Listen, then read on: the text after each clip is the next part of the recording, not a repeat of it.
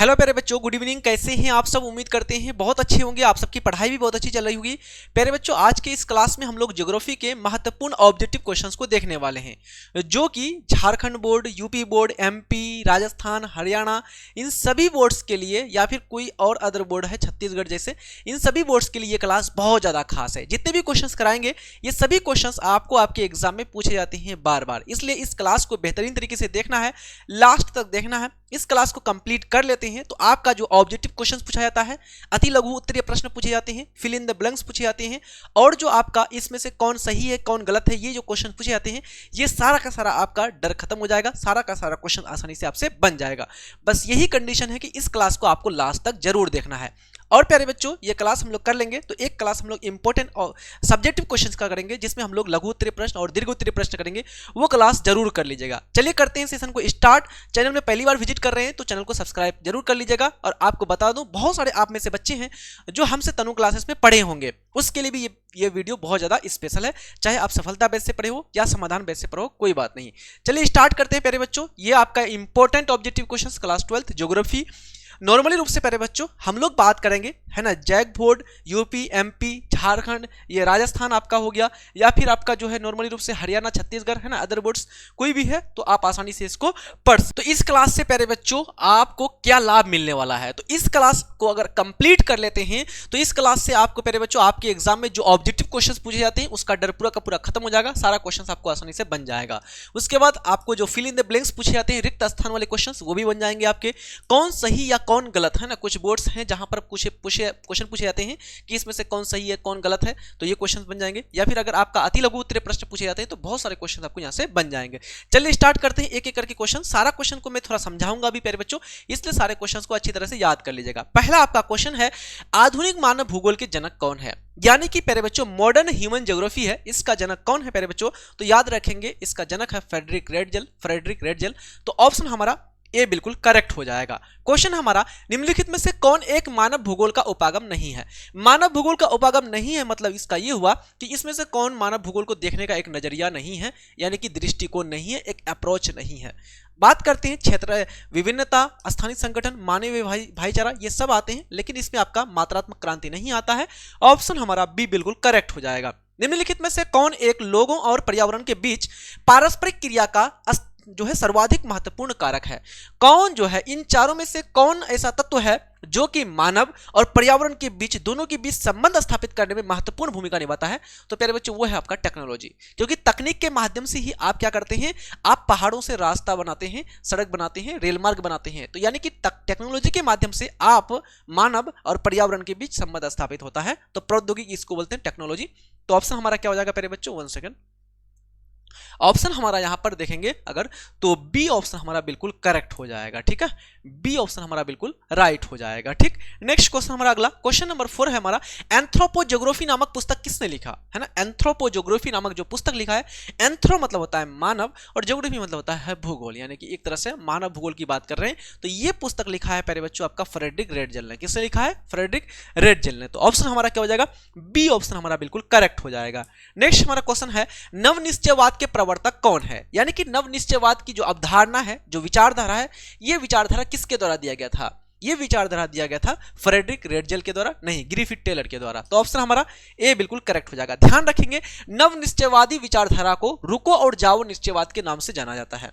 Next question हमारा अगला, संभववाद शब्द का प्रयोग सबसे पहले किस फ्रांसीसी विद्वान के द्वारा किया गया था। याद रखेंगे किस फ्रांसीसी विद्वान के द्वारा, तो उसका नाम था लूसियन फेवरे, है ना। संभववाद शब्द का सबसे पहले प्रयोग लूसियन फेवरे। ऑप्शन हमारा बी बिल्कुल करेक्ट हो जाएगा। क्वेश्चन हमारा, संभववाद अवधारणा में किस घटक को महत्वपूर्ण माना गया है, तो संभव यानी कि प्रकृति में जो भी चीजें उपलब्ध है उसमें परिवर्तन कर सकते हो। अगर भूकंप आ रहा है या बाढ़ आ रहा है तो बाढ़ से बचने के लिए आप छाता ले सकते हो, या बारिश से बचने के लिए छाता, या फिर बरसाती, या बाढ़ आ गया तो नदी में नाव चला सकते हो, ऊंचे स्थान पर चले जाओ। तो ये हमारा है प्यारे बच्चों, संभववाद में मानवीय घटक को महत्वपूर्ण माना जाता है। ऑप्शन हमारा बी बिल्कुल करेक्ट हो जाएगा। रुको और जाओ निश्चयवाद, इसी को बोलते हैं नवनिश्चयवाद, तो ग्रिफिथ टेलर। ऑप्शन हमारा डी बिल्कुल करेक्ट हो जाएगा। निम्नलिखित में से कौन एक भौगोलिक सूचना का इसमें से स्रोत नहीं है, जिससे हमारा भूगोल के बारे में, यानी भू मतलब होता है पृथ्वी के बारे में हमें नॉलेज नहीं मिलता है। यात्रियों का विवरण की बात करते हैं तो अलग अलग यात्री अलग अलग टाइम पीरियड में जब भी आए तो उन्होंने कुछ ना कुछ विवरण लिखा। इब्ने बतूता हो गया, या फिर मेगास्थनीज आया तो जो है पटना पाटलिपुत्रा के बारे में बताया, तो ये लोग अपना बताते थे। प्राचीन मानचित्र को देखेंगे तो जरूर इससे आपको भूगोल के बारे में कुछ ना कुछ पता चलेगा ही। प्राचीन महाकाव्य है ना, महाकाव्य जैसे उठा लो, कोई भी रामायण उठा लो, महाभारत उठा लो, तो महाभारत में जो कुरुक्षेत्र का उल्लेख मिलता है, तो कुरुक्षेत्र क्या है, भूमि पर ही तो हिस्सा है, तो ये भी भूगोल में। किंतु ये जो चट्टान, चंद्रमा से जो चट्टानी पदार्थ है, ये हमारा नहीं आता है भौगोलिक सूचना में। ऑप्शन हमारा सी बिल्कुल करेक्ट हो जाएगा। निम्नलिखित में से कौन सा एक भूगोल का वर्णन नहीं करता है? वेरी वेरी इंपॉर्टेंट क्वेश्चन ये आपका है। जो है भूगोल एक समाकलनात्मक अनुशासन है, बिल्कुल समाकलनात्मक अनुशासन है कि अलग अलग चीजों को ये संबंध स्थापित करके अध्ययन करने का काम करता है। मानव और पर्यावरण के बीच अंतर संबंधों का अध्ययन, बिल्कुल एक तरफ मानव है, दूसरा तरफ पर्यावरण है। मानव पर्यावरण में परिवर्तन करता है, खनिज पदार्थों को जमीन के अंदर से निकालता है, अनाज का उत्पादन करता है, ये सभी क्रियाकलाप करते हैं। द्वैतता पर आश्रित है, बिल्कुल एक है मानव, दूसरा है प्रकृति, तो दो चीजों पर आधारित है मानव, ये हमारा भूगोल। लेकिन बात करते हैं प्यारे बच्चों इसमें प्रौद्योगिकी विकास के फलस्वरूप आधुनिक समय में प्रासंगिक नहीं है ना, प्रासंगिक नहीं प्रासंगिक। तो प्यारे बच्चों ये गलत बात है, बिना टेक्नोलॉजी का कोई काम ही नहीं हो सकता, तो टेक्नोलॉजी के बिना ये विकास हो सकता है क्या? नहीं ना, तो ये हमारा ऑप्शन यहाँ पर आपका ऑप्शन डी जो है ये सही नहीं है, सही वर्णन नहीं कर रहा है, तो D will be the right option. Next question, निम्नलिखित में से कौन सामाजिक भूगोल का उपक्षेत्र नहीं है? आपको बताना है। लिंग भूगोल ये सामाजिक भूगोल का उपक्षेत्र है, सांस्कृतिक भूगोल ये भी आता है, सैन्य भूगोल तो सैन्य भूगोल नहीं आता है। सैन्य भूगोल आपका राजनैतिक भूगोल के अंतर्गत आता है। किसके अंतर्गत प्यारे बच्चों? राजनैतिक भूगोल, तो ऑप्शन हमारा सी बिल्कुल करेक्ट हो जाएगा। नेक्स्ट क्वेश्चन हमारा, मानव पर प्रकृति का नियंत्रण किससे संबंधित है? मानव पर प्रकृति का नियंत्रण, इसको बोलते हैं मानव का प्राकृतिकरण। क्या बोलते हैं इसको? मानव का प्राकृतिकरण, कि मानव अपने को किसके अनुसार बदल लिया? प्रकृति के अनुसार बदल लिया। नेक्स्ट हमारा क्वेश्चन है अगला, क्वेश्चन नंबर 13। क्वेश्चन हमारा है प्यारे बच्चों कि इसमें से कौन सी विचारधारा मार्क्स के सिद्धांत का पालन करता है? जो कार्ल मार्क्स है, तो कार्ल मार्क्स के सिद्धांत का पालन करता है अमूलवादी विचारधारा। ऑप्शन हमारा बी बिल्कुल करेक्ट हो जाएगा। निम्नलिखित में से कौन आर्थिक भूगोल का उपक्षेत्र नहीं है? आपको बताना है। आर्थिक भूगोल का उपक्षेत्र नहीं है, यानी जिससे हमें आर्थिक यानी कि मुद्रा की प्राप्ति होती है ना, जिससे अर्थव्यवस्था को गति मिलता है, इसमें से कौन होगा? कृषि भूगोल, बिल्कुल हमारा ये आर्थिक भूगोल के अंतर्गत आता है। औद्योगिक भूगोल बिल्कुल आता है, पर्यटन भूगोल ये भी आता है, किंतु हमारा सैन्य भूगोल ये राजनीतिक भूगोल के अंतर्गत आता है, याद रखेंगे। ऑप्शन हमारा डी बिल्कुल करेक्ट हो जाएगा।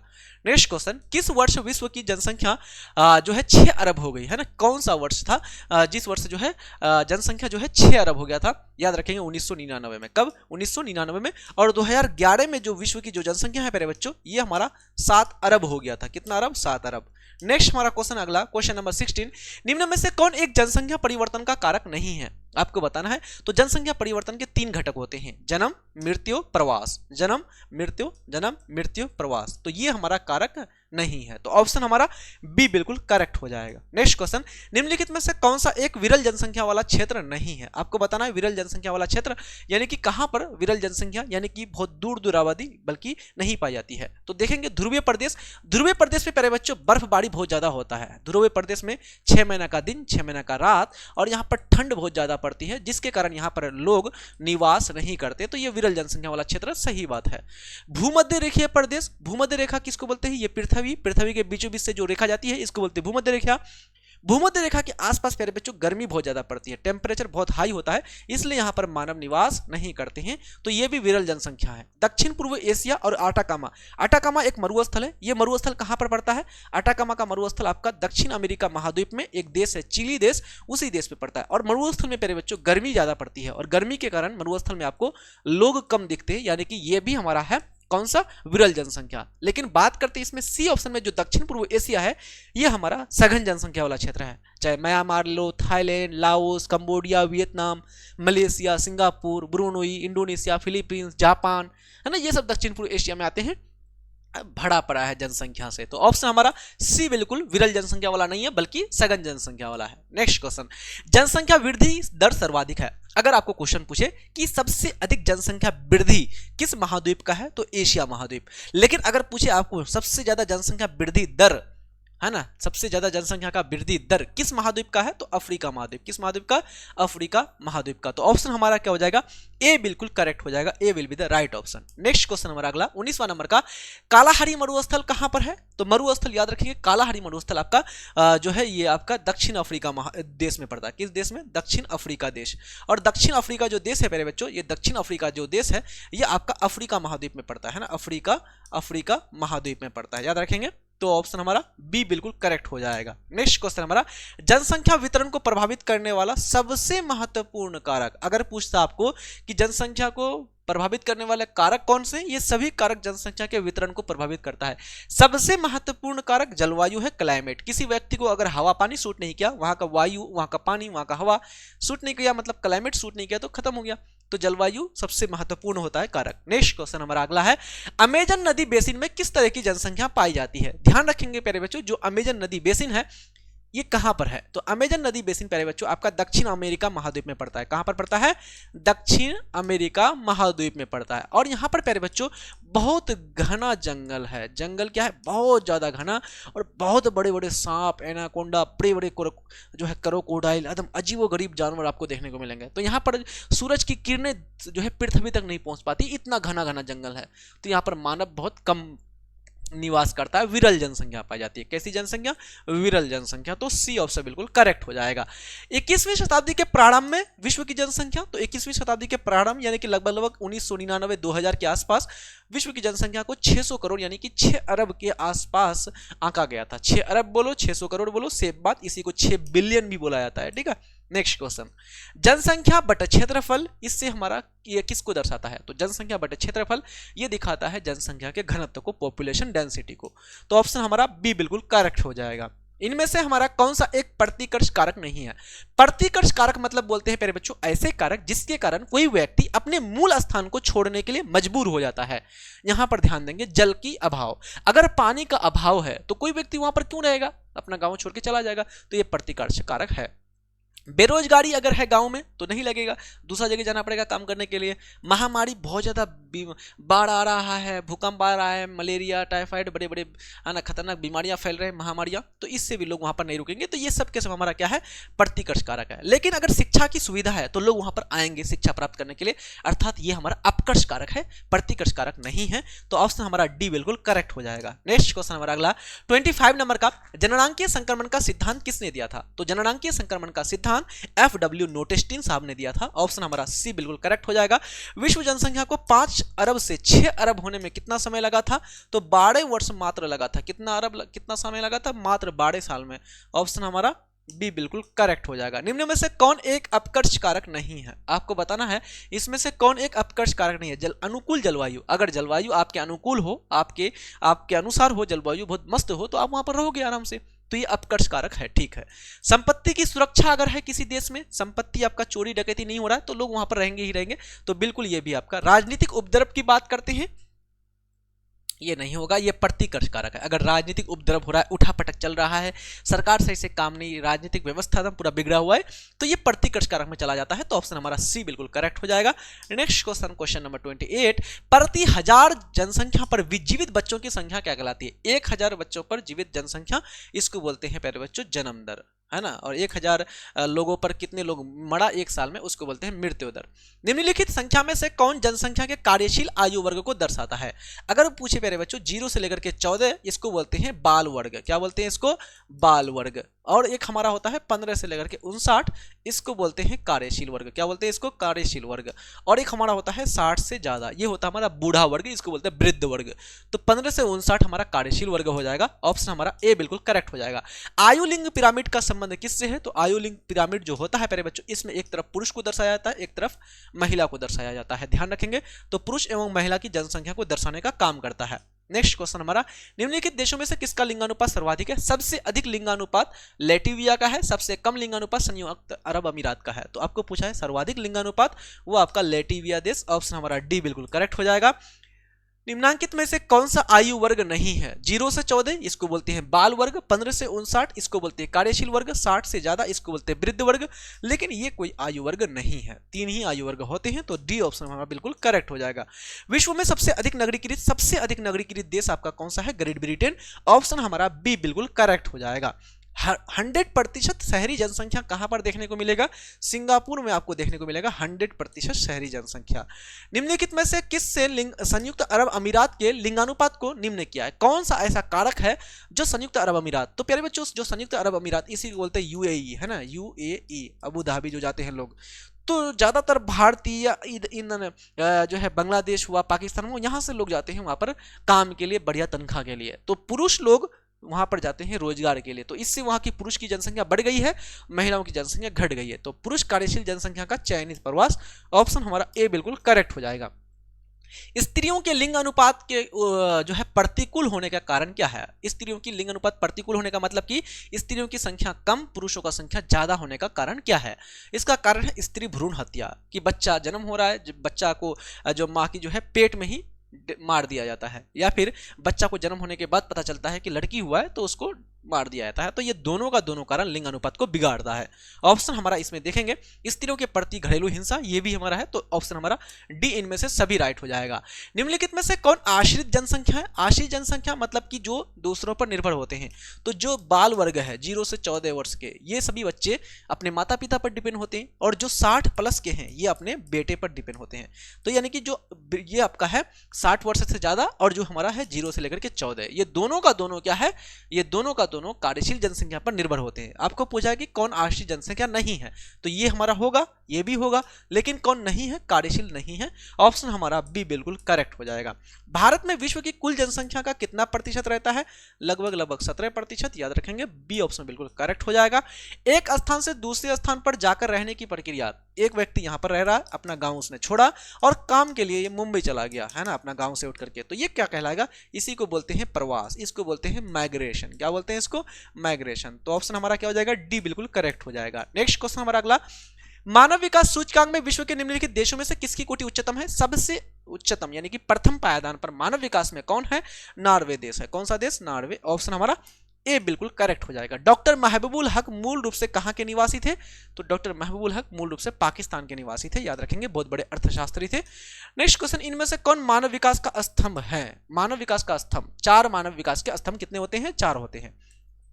कैसे याद रखेंगे? एक हमारा है 100 से हमारा होता है समता, एक हमारा है 100, इससे होता है 100 से सतत पोषणीयता, फिर हमारा है 100, इस 100 से होता है हमारा सशक्तिकरण, और एक हमारा है इससे होता है हमारा उत्पादकता। तो समता, सशक्तिकरण, सतत पोषणीयता, उत्पादकता, याद रखेंगे, समता, सतत पोषणीयता, उत्पादकता, यहाँ पर 3 दिए हैं, तो डी ऑप्शन इनमें से सभी राइट हो जाएगा। नेक्स्ट क्वेश्चन, इनमें से कौन मानव जो है विकास का उपागम है? मानव विकास का उपागम का मतलब कि मानव के विकास को देखने का नजरिया, कि भाई गुलाब सर के पास पैसा ज्यादा है तो गुलाब सर हो जाएगा मानव विकास, इसका अच्छा माना जाएगा, और किसी के पास कम है तो इसका मानव कम माना जाएगा। ये गलत बात है, इस आधार पर नहीं होना चाहिए। अरे बात समझ में? तो भूटान ने क्या किया? जो व्यक्ति ज्यादा खुश उस व्यक्ति को प्रथम पायदान पर मानव विकास के दृष्टिकोण से, जो व्यक्ति ज्यादा गम है ना, नाखुश, उसको कम। अरे बात समझ में? तो ये हमारा है मानव विकास का उपागम, 4 उपागम। कितने उपागम? 4 उपागम। एक हमारा आय उपागम, दूसरा हमारा कल्याण उपागम, तीसरा क्षमता उपागम, चौथा हमारा मूलभूत आवश्यकता उपागम। आय उपागम, कल्याण उपागम, क्षमता उपागम, इनमें से सभी। आय उपागम को सबसे प्राचीन, आय उपागम को मानव विकास का सबसे प्राचीन उपागम माना जाता है। कल्याण उपागम में लोगों के कल्याण पर ध्यान दिया जाता है। क्षमता उपागम का प्रतिपादन भारत के जो अर्थशास्त्री थे अमर्त्य सेन, उसी के द्वारा है ना, अभी वर्तमान में भी जिंदा है अमर्त्य सेन। नेक्स्ट क्वेश्चन, निम्नलिखित में से कौन मानव विकास के मूल क्षेत्र है? मूलभूत क्षेत्र मानव विकास का कौन सा है? स्वास्थ्य, संसाधन, शिक्षा, ये तीनों चीज हैं, है ना, कि एक तो सबसे पहला चीज व्यक्ति के पास क्या होना चाहिए? सबसे पहला चीज व्यक्ति के पास स्वस्थ होना चाहिए, क्योंकि स्वस्थ मन में ही स्वस्थ मस्तिष्क हमारा वास करता है। आड़ी बात समझ में? आत्मा वास करता है, तो स्वस्थ होना चाहिए शरीर। दूसरा हमारा उसके पास क्या होना चाहिए? शिक्षा होना चाहिए, एजुकेशन होना चाहिए उसके पास, ठीक है। फिर तीसरा हमारा क्या है? तीसरा उसके पास संसाधनों तक उस व्यक्ति का पहुंच होना चाहिए। तो ऑप्शन हमारा डी इनमें से राइट हो जाएगा सभी। मानव विकास रिपोर्ट निम्न में से कौन सी संस्था जारी करती है? ह्यूमन डेवलपमेंट जो रिपोर्ट है HDR इसको बोलते हैं, ये संस्था जारी करती है UNDP, इसको बोलते हैं इंग्लिश में यूनाइटेड नेशन डेवलपमेंट प्रोग्राम, इसको हिंदी में बोलते हैं संयुक्त राष्ट्र विकास कार्यक्रम। इसका मुख्यालय कहाँ पर है? इसका मुख्यालय है न्यूयॉर्क का, है ना। न्यूयॉर्क कहाँ पर पड़ता है? न्यूयॉर्क आपका अमेरिका में पड़ता है, ठीक। नेक्स्ट क्वेश्चन हमारा है 46 नंबर का, निम्नलिखित विद्वानों में से किसने मानव विकास सूचकांक का निर्धारण किया था? इसको प्रतिपादन महबूबुल हक, पाकिस्तान के रहने वाले, बी ऑप्शन बिल्कुल करेक्ट हो जाएगा।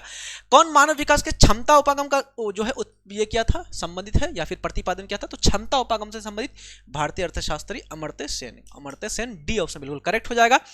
निम्नलिखित में से किसने प्रसन्नता को प्रगति का माप माना है? प्रसन्नता को प्यारे बच्चों, तो ये हमारा देश है एकलौता भारत का पड़ोसी देश भूटान, ऑप्शन ए बिल्कुल करेक्ट हो जाएगा। नेक्स्ट क्वेश्चन हमारा है, मानव विकास सूचकांक में देश को क्रम दिया था, तो मानव विकास सूचकांक में जो देश को क्रम दिया था 0 से लेकर के 1 है ना, ये हमारा दिया था उसको रैंक, तो 0 से 1 के बीच हमारा, तो ऑप्शन हमारा डी बिल्कुल करेक्ट हो जाएगा। विकास के संदर्भ में कौन सा कथन सही है? विकास हमारा गुणात्मक होता है, विकास जो है मूल्य सापेक्ष होता है, विकास हमेशा धनात्मक होता है, इनमें से सभी। तो प्यारे बच्चों, एक होता है वृद्धि, एक होता है हमारा विकास। तो विकास जो होता है ना हमेशा गुणात्मक होता है, ठीक है। जैसे कि मैं आपको 5 चैप्टर पढ़ाया तो आप कहोगे भाई मेरा वृद्धि हुआ 5 चैप्टर, लेकिन 5 चैप्टर से आपने क्या क्या सीखा, ये कहलाएगा विकास, ठीक। विकास मूल्य सापेक्ष होता है, यानी कि इसको तुलना करना पड़ता है विकास को, कि पिछले वर्ष की तुलना में कितना विकास हुआ, 5 साल की तुलना में कितना हुआ, तो इसको हम तुलना करके पढ़ते हैं। ये हमेशा धनात्मक होता है, कभी भी नेगेटिव नहीं होता। ये तीनों चीजें हमारा राइट हो जाएगा, डी ऑप्शन बिल्कुल करेक्ट हो जाएगा। ट्रक कृषि का संबंध किससे है? सब्जी के उत्पादन को ट्रक कृषि बोलते हैं। किसको बोलते हैं? सब्जी का उत्पादन। ये सब्जी का उत्पादन खेतों में हुआ, ट्रक में भरे, उसको ले आकर के बाजार में बेच दिया। ऑप्शन हमारा बी बिल्कुल राइट हो जाएगा। नेक्स्ट क्वेश्चन, पडियरी से आप क्या समझते हैं? पडियरी एक घास का मैदान है, उत्तरी अमेरिका में पड़ता है पडियरी घास का मैदान। इसको गेहूं का कटोरा भी कहा जाता है। ऑप्शन हमारा ए बिल्कुल राइट हो जाएगा। अंगूर की खेती का संबंध है, सबसे ज्यादा अंगूर, खट्टा फल, रसदार फल, नींबू, संतरा, इमली, इंजीर, जैतून, इन सब का उत्पादन होता है भूमध्य सागर वाला क्षेत्र में।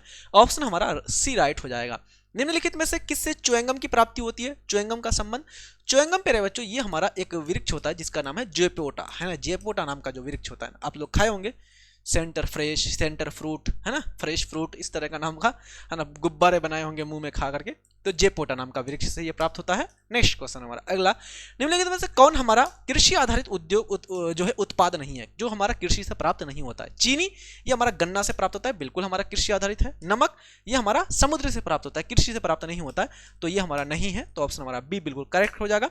बाकी कॉफी, चाय तो ये तो हमारे कृषि से प्राप्त होती है। नेक्स्ट क्वेश्चन हमारा अगला, निम्नलिखित में से कौन सी एक आर्थिक क्रिया ग्रामीण बस्तियों की जो है मुख्य क्रिया है? तो ग्रामीण बस्ती के ज्यादातर लोग कौन से कार्य में लगे रहते हैं? प्राथमिक क्रिया में, जैसे कृषि, पशुपालन, मछली पालन, मधुमक्खी पालन, है ना, जमीनों से खनिजों को निकालना जमीन के अंदर से, ये सब काम करते हैं। तो ऑप्शन हमारा ए बिल्कुल करेक्ट हो जाएगा। निम्नलिखित में से किसे कर्तन दहन कृषि, कर्तन मतलब होता है काटना, दहन मतलब होता है जलाना, काटो और जलाओ, जंगलों को काटा, उसको जलाया, फिर उससे खाद बना, वहीं पर बीज बोए और उत्पादन किया, इसको बोलते हैं आदिम निर्वाह कृषि। इसी कृषि को भारत में असम वाला राज्य में प्यारे बच्चों झूमिंग कृषि के नाम से जाना जाता है। नेक्स्ट क्वेश्चन, फूलों की कृषि कहलाती है, फूलों की कृषि को पुष्पोत्पादन बोलते हैं। ऑप्शन हमारा डी राइट हो जाएगा। निम्नलिखित में से कौन एकल कृषि नहीं है? इसमें से कौन एकल कृषि नहीं है? एकल कृषि, इसी एकल कृषि को प्यारे बच्चों रोपण कृषि कहते हैं। एकल कृषि को क्या बोलते हैं? रोपण कृषि। इसी को बोलते हैं बागवानी कृषि। क्या बोलते हैं इसको? बागवानी कृषि, ठीक है। तो मिश्रित कृषि, यहां पर एकल कृषि नहीं है, क्योंकि मिश्रित कृषि में कृषि उत्पादन के साथ साथ पशु का पालन भी किया जाता है, ध्यान रखेंगे। तो ऑप्शन हमारा ए बिल्कुल राइट हो जाएगा। नेक्स्ट क्वेश्चन हमारा, यूरोप वासियों द्वारा अपने उपनिवेश में किस प्रकार की कृषि का विकास किया गया था? तो यूरोप वासियों के द्वारा जो भी France, Britain, Germany, Netherlands, Holland, है ना, ब्रिटेन, ये सब जो थे, इन्होंने अपने जो गुलाम, जिन देशों को गुलाम बनाया था, वहां पर इन्होंने रोपण कृषि का शुरुआत किया था और रोपण कृषि के माध्यम से बहुत मुनाफा कमाया इन्होंने। ऑप्शन बी बिल्कुल राइट हो जाएगा। खट्टे फसलों की कृषि, तो ये हमारा भूमध्य सागर से संबंधित है। ऑप्शन हमारा सी बिल्कुल करेक्ट हो जाएगा। ब्राजील के कॉफी क्षेत्र को क्या कहते हैं? ब्राजील के कॉफी क्षेत्र को फेजेंडा के नाम से जाना जाता है। क्या नाम से जाना जाता है? फेजेंडा। ऑप्शन ए बिल्कुल राइट हो जाएगा। निम्न में से कौन रोपण फसल नहीं है? आपको बताना है इसमें से कौन रोपण फसल नहीं है। कॉफी, गन्ना, गेहूं, रबर। तो इसमें हमारा देखेंगे कॉफी है, गन्ना है, रबर है, लेकिन गेहूं नहीं है। गेहूं हमारा खाद्यान्न फसल में आ जाते हैं और खास करके यह है गहन निर्वाह कृषि के अंतर्गत। नेक्स्ट क्वेश्चन हमारा, निम्नलिखित में से देश में से सहकारी कृषि का सफल परीक्षण। तो सहकारी कृषि का जो सफल परीक्षण हुआ था प्यारे बच्चों, यह हुआ था हमारा सबसे पहला बार डेनमार्क में। कहां पर? डेनमार्क। ऑप्शन हमारा बी बिल्कुल राइट हो जाएगा। रूस में जो सामूहिक कृषि होते हैं, रूस में सामूहिक कृषि को किस नाम से जाना जाता है? सामूहिक कृषि को रूस में कोलखोज के नाम से जाना जाता है। किस नाम से? कोलखोज। ऑप्शन हमारा बी बिल्कुल राइट हो जाएगा। विटीकल्चर का संबंध किससे है? तो अंगूर के उत्पादन को विटीकल्चर बोलते हैं। ऑप्शन हमारा डी बिल्कुल राइट हो जाएगा। निम्नलिखित में से कौन हमारा सही मिलान नहीं है? उत्तरी अमेरिका के घास के मैदान को प्रेरीज बोलते हैं, बिल्कुल राइट। दक्षिण अफ्रीका में घास के मैदान को वेल्ड कहते हैं, बिल्कुल राइट। अर्जेंटीना में जो घास का मैदान है इसको पंपास बोलते हैं, बिल्कुल सही बात है। ऑस्ट्रेलिया के घास के मैदान को कैंटरबरी बोलते हैं, गलत बात है। ऑस्ट्रेलिया के घास के मैदान को प्यारे बच्चों डाउन बोलते हैं। कौन सा घास का मैदान? डाउन। और कैंटरबरी किस देश का है? तो न्यूजीलैंड का घास का मैदान को कैंटरबरी बोलते हैं। इस प्रकार से पता चला कि डी ऑप्शन हमारा सही मिलान नहीं है, तो डी ऑप्शन हमारा बिल्कुल राइट हो जाएगा। निम्नलिखित में से कौन सा क्षेत्र गेहूं का कटोरा कहलाता है? तो गेहूं का कटोरा परियरी घास का मैदान। ऑप्शन ए बिल्कुल राइट हो जाएगा। हॉर्टिकल्चर संबंधित है, हॉर्टिकल्चर सब्जी और फल से उत्पादन से संबंधित है, तो डी ऑप्शन बिल्कुल राइट हो जाएगा। असम में स्थानांतरित कृषि को क्या कहते हैं? अभी हमने कहा झूमिंग कृषि कहा जाता है। A will be the right option. Biscuit उद्योग किस प्रकार के उद्योग के अंतर्गत आता है? बिस्किट उद्योग को उपभोक्ता उद्योग के नाम से जाना जाता है। ऑप्शन हमारा बी बिल्कुल राइट हो जाएगा। कौन द्वितीयक क्रियाकलाप नहीं है? द्वितीयक क्रियाकलाप उद्योग से संबंधित काम, मछली पकड़ना प्राथमिक क्रियाकलाप, लोहा प्रगरण ये हमारा द्वितीयक क्रियाकलाप, वस्त्र का निर्माण करना द्वितीयक क्रियाकलाप, टोकरी बनाना द्वितीयक क्रियाकलाप। तो इसमें नहीं है हमारा मछली पकड़ना नहीं है। ऑप्शन ए बिल्कुल राइट हो जाएगा। नेक्स्ट हमारा क्वेश्चन है टोकरी बनाना किस प्रकार का आर्थिक क्रियाकलाप? टोकरी बनाना ये हमारा है द्वितीयक क्रियाकलाप, इसको बोलते हैं उद्योग क्षेत्र। बी ऑप्शन बिल्कुल राइट हो जाएगा। इनमें से हमारा जो है कौन सी एक अर्थव्यवस्था में उत्पादन का जो अधिकार है, उत्पादन का जो स्वामित्व है वो होता है किसके पास? निजी लोगों के पास। तो उत्पादन का अधिकार निजी लोगों के पास होता है, ये कहलाता है पूंजीवादी अर्थव्यवस्था। समाजवादी अर्थव्यवस्था में उत्पादन के साधनों पर सरकार का अधिकार होता है, इसमें निजी और सरकार दोनों का अधिकार होता है मिश्रितवादी में। तो यहाँ पर प्रश्न देखेंगे तो ए ऑप्शन बिल्कुल राइट हो जाएगा। कौन सा एक प्रकार का जो उद्योग है अन्य उद्योगों के लिए कच्चा माल बनाता है? ये हमारा होता है आधारभूत उद्योग बोलते हैं इसको। क्या बोलते हैं? आधारभूत उद्योग। ऑप्शन हमारा सी बिल्कुल राइट हो जाएगा। लौह अयस्क उद्योग आधारभूत उद्योग का एग्जाम्पल है। इनमें से कौन एक कृषि आधारित उद्योग नहीं है? कृषि से अपना कच्चा माल प्राप्त नहीं करता। सूती वस्त्र उद्योग का कच्चा माल कपास, और कपास हमें कृषि से प्राप्त होता है, तो ये तो हमारा हो जाएगा। ऊनी वस्त्र, ऊन जो है हमारा प्राप्त किससे होता है बताएंगे एक बार? ऊन हमारा भेड़ से प्राप्त होता है, यानी कि पशु से। ये हमारा कृषि आधारित उद्योग नहीं है बल्कि पशु आधारित उद्योग है। तो ऑप्शन हमारा बी बिल्कुल राइट हो जाएगा। जंग का कटोरा किसे कहा जाता है? तो जंग का कटोरा ये कहा जाता है प्यारे बच्चों अमेरिका में एक क्षेत्र है जिसका नाम है पिट्सबर्ग क्षेत्र। ऑप्शन हमारा बी बिल्कुल राइट हो जाएगा। निम्नलिखित में से कौन सा औद्योगिक अवस्थापना का एक प्रमुख कारक नहीं है? उद्योगों की स्थापना के लिए इसमें से कौन एक महत्वपूर्ण कारक नहीं है? बाजार, पूंजी, जनसंख्या घनत्व। तो जनसंख्या का घनत्व प्यारे बच्चों यहाँ पर नहीं होगा। ऑप्शन हमारा सी बिल्कुल राइट हो जाएगा। निम्नलिखित में से कौन हमारा द्वितीयक क्रियाकलाप है? द्वितीयक क्रियाकलाप आपको बताना है निर्माण, विनिर्माण, उद्योग, इनमें से सभी ये सब के सब हमारा द्वितीयक क्रियाकलाप है। मैनचेस्टर किस देश में पड़ता है? तो मैनचेस्टर एक शहर है प्यारे बच्चों, ये आपका पड़ता है कहां पर? ब्रिटेन में। मैनचेस्टर कहां पर पड़ता है? ब्रिटेन में पड़ता है, ठीक है। और ये मैनचेस्टर प्यारे बच्चों सूती वस्त्र उद्योग के लिए प्रसिद्ध है, याद रखेंगे। अहमदाबाद को भारत का मैनचेस्टर के नाम से जाना जाता है। अहमदाबाद को भारत का मैनचेस्टर। और एक हमारा क्षेत्र है जापान में ओसाका, ओसाका को जापान का मैनचेस्टर कहा जाता है, याद रखेंगे।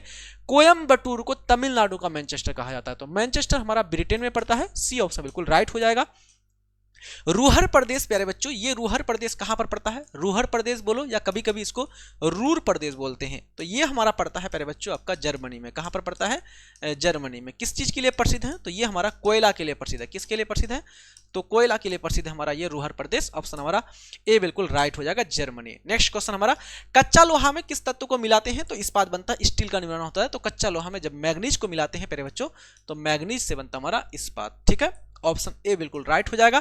कौन सा क्षेत्र सूती वस्त्र उद्योग के लिए प्रसिद्ध है? सूती वस्त्र उद्योग तो सूरत, मुंबई, कोयम्बटूर ये सब के सब प्रमुख है सूती वस्त्र उद्योग का। पहला सूती वस्त्र उद्योग प्यारे बच्चों 1854 में लगा था। कहां पर लगा था? पहला सूती वस्त्र आधुनिक मिल आपका मुंबई में लगा था, ठीक है, याद रखेंगे। मुंबई में 1854 में, ठीक है। नेक्स्ट क्वेश्चन हमारा सूती वस्त्र उद्योग के लिए निम्न में से कौन सा कच्चा माल होता है? सूती वस्त्र उद्योग का कच्चा माल होता है कपास। तो ऑप्शन हमारा ए बिल्कुल करेक्ट हो जाएगा। चीनी उद्योग का होता है गन्ना। चूना पत्थर हमारा सीमेंट उद्योग का होता है। तो A will be the right option. Next question हमारा अगला क्वेश्चन नंबर 85, शेफील्ड औद्योगिक केंद्र कहां पर है? शेफील्ड नाम का एक औद्योगिक केंद्र है। लोह इस्पात उद्योग हमारा यहाँ पर बहुत ज्यादा है, ग्रेट ब्रिटेन में पड़ता है। ऑप्शन हमारा बी बिल्कुल राइट हो जाएगा। सबसे बड़ा तृतीयक क्रियाकलाप तीसरा जो सेवा सेक्टर है, सर्विस सेक्टर है, तृतीयक क्रियाकलाप है, इसमें सबसे बड़ा जो हमारा प्यारे बच्चों क्षेत्र आता है वो आता है आपका टूरिज्म। इसको बोलते हैं पर्यटन, ठीक है। ये इसको क्या बोलते हैं? पर्यटन। पूरे विश्व की जीडीपी का 40% जीडीपी जो है आपको पर्यटन से प्राप्त होता है, याद रखेंगे। तो ऑप्शन हमारा बिल्कुल बी राइट हो जाएगा। इनमें से कौन तृतीयक क्रियाकलाप है? खेती प्राथमिक क्रियाकलाप, व्यापार करना द्वितीयक क्रियाकलाप, बुनाई करना द्वितीयक क्रियाकलाप, नहीं, व्यापार हमारा तृतीयक क्रियाकलाप, आखेट करना प्राथमिक शिकार। हमको पूछा था तृतीयक क्रियाकलाप तो व्यापार, ऑप्शन हमारा बी बिल्कुल राइट हो जाएगा। नेक्स्ट क्वेश्चन हमारा अगला 88 नंबर का, उच्च परिमाण और स्तर वाले अन्वेषण से संबंधित क्रियाकलाप को क्या कहा जाता है? जिसमें बहुत ज्यादा हाईली रिसर्च की जरूरत पड़ती है, इसको बोलते हैं चतुर्थक क्रियाकलाप। ऑप्शन हमारा बी बिल्कुल सी बिल्कुल राइट हो जाएगा। निम्न में से कौन हमारा पेशेवर सेवाओं से संबंधित है? पेशेवर सेवा बोलते हैं ऐसी सेवा जिसको करने के लिए काम को करने के लिए स्पेशली रूप से आपको ट्रेनिंग की जरूरत पड़ती है या फिर उसमें टाइम देना पड़ता है, उसको सीखना पड़ता है। तो यहाँ पर बात करते हैं वकील, तो ये हमारा प्यारे बच्चों क्या है, ये वकील हमारा, इसमें बहुत लंबा टाइम देना पड़ता है, तब जाकर के आप गहन नॉलेज के बाद प्राप्त करते हो, तो इसको बोलते हैं पेशेवर सेवा। ऑप्शन ए बिल्कुल राइट हो जाएगा। कौन सा एक पंचम क्रियाकलाप है बताएंगे जल्दी से, वेरी वेरी इंपॉर्टेंट क्वेश्चन, बाह्य सर्वोतन। आउट रिसोर्सिंग बोलते हैं। आउट रिसोर्सिंग किसको बोलते हैं, मान लो कोई कंपनी है अमेरिका का और वो कंपनी अपना कस्टमर केयर ला करके भारत में लगाता है ताकि सस्ता में उसको मजदूर मिल जाए, तो ये हमारा कहलाता है बाह्य सर्वोतन। नेक्स्ट हमारा क्वेश्चन है, क्वेश्चन नंबर हमारा है 91 नंबर का, किस महादेश में सबसे अधिक जनसंख्या अंतर्राष्ट्रीय पर्यटक आते हैं, सबसे अधिक टूरिज्म जो आते हैं किस महादेश में आते हैं, याद रखेंगे यूरोप में आते हैं। ऑप्शन हमारा ए बिल्कुल राइट हो जाएगा। नेक्स्ट क्वेश्चन, स्वर्ण कॉलर कहे जाने वाले जो व्यवसाय हैं इनमें से कौन है, तो स्वर्ण कॉलर पांचवी जो व्यक्ति पंचम क्रियाकलाप में लगे होते हैं इसको बोलते हैं स्वर्ण कॉलर, और जो हमारा व्यक्ति प्राथमिक क्रियाकलाप में लगे रहते हैं उस व्यक्ति को बोलते हैं लाल कॉलर वाले श्रमिक। तो पंचम क्रियाकलाप में ऑप्शन ए बिल्कुल राइट हो जाएगा। नेक्स्ट क्वेश्चन, वर्तमान में विश्व का सबसे बड़ा एवं उभरता हुआ तृतीय क्रियाकलाप है, तो सबसे बड़ा और उभरता हुआ तृतीय क्रियाकलाप हमारा पर्यटन है। ऑप्शन हमारा डी बिल्कुल राइट हो जाएगा। नेक्स्ट क्वेश्चन हमारा, संचार में निम्न में से किन का प्रेषण होता है, तो संचार प्यारे बच्चों किसको बोलते हैं, अपने शब्दों को, अपने सूचनाओं को, इन्फॉर्मेशन को, है ना, क्या करना, अपने बोल करके लिख करके एक दूसरे तक पहुंचाना, है ना। तो इसमें प्यारे बच्चों शब्दों का, संदेशों का, तथ्यों का, विचारों का आदान प्रदान होता है। बाह्य सर्वोत्तीकरण आउट रिसोर्सिंग सहायक होता है, किसमें होता है, दक्षता को सुधारने में, है ना, बढ़िया क्वालिटी देने में, लोगों को कीमत को घटाने में, क्योंकि कोई कंपनी अपना कस्टमर केयर ला करके भारत में लगाएगा तो आपको सस्ता में मिल जाएगा मजदूर, सस्ता में मजदूर मिलने के साथ साथ वो क्या होगा, बढ़िया किस्म का क्वालिटी का मिलेगा, और साथ साथ में इससे विकासशील जो देश है वहां पर रोजगार भी उत्पन्न होगा। तो ऑप्शन हमारा इनमें से राइट सभी हो जाएगा, डी ऑप्शन। सड़क परिवहन किस स्थलाकृति का उपयोगी साधन है, तो सड़क परिवहन, सड़क का निर्माण वहीं पर ज्यादा अच्छा से होता है जहां पर मैदानी क्षेत्र होता है। पहाड़ी क्षेत्र में, पठारी क्षेत्र में सड़क का निर्माण करना बहुत मुश्किल होता है थोड़ा, तो मैदानी क्षेत्र में ऑप्शन हमारा डी बिल्कुल राइट हो जाएगा। नेक्स्ट क्वेश्चन हमारा, सुएज नहर किसको किसको मिलाने का काम करता है, तो सुएज नहर दो सागरों को मिलाता है, एक हमारा है भूमध्य सागर, इसको बोलते हैं मेडिटेरियन सी, क्या बोलते हैं, मेडिटेरियन सी, और प्लस हमारा है लाल सागर, कौन सा सागर, लाल सागर, इसको बोलते हैं रेड सी, क्या बोलते हैं इसको, रेड सी।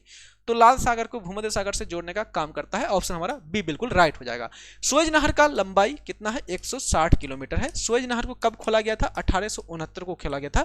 सुएज नहर के खोलने से कितना रास्ता कम हो गया था भारत और यूरोप के बीच, यूएसए और यूरोप, हमारा भारत से यूरोप जाने में, जब ब्रिटेन जाने में 7000 किलोमीटर कम हो गया था।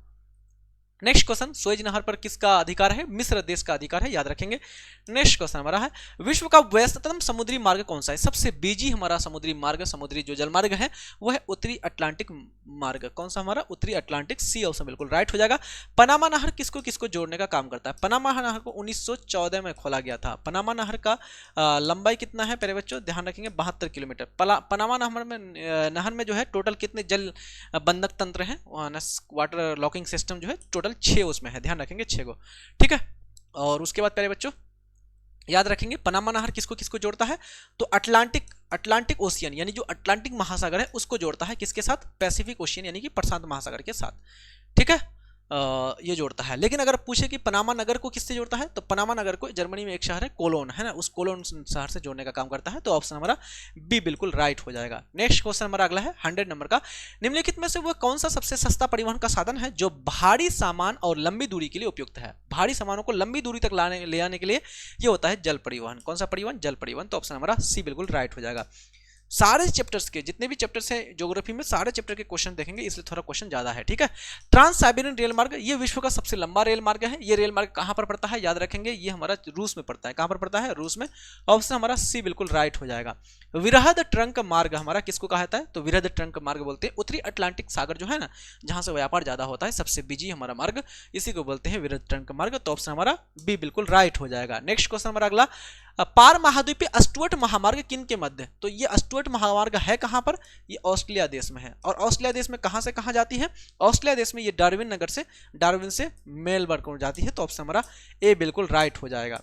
नेक्स्ट हमारा क्वेश्चन अगला, question number 104, big inch pipeline. Big inch क्या है, एक पाइपलाइन है, और ये पाइपलाइन कहां पर पड़ता है, किस देश में पड़ता है, तो ये देश है हमारा मैक्सिको देश में पड़ता है बिग इंच पाइपलाइन। किसके लिए ये हमारा प्रसिद्ध है, तो पेट्रोल का वहन होता है, पेट्रोल को एक स्थान से दूसरे स्थान पर पाइप के माध्यम से भेजा जाता है मैक्सिको में।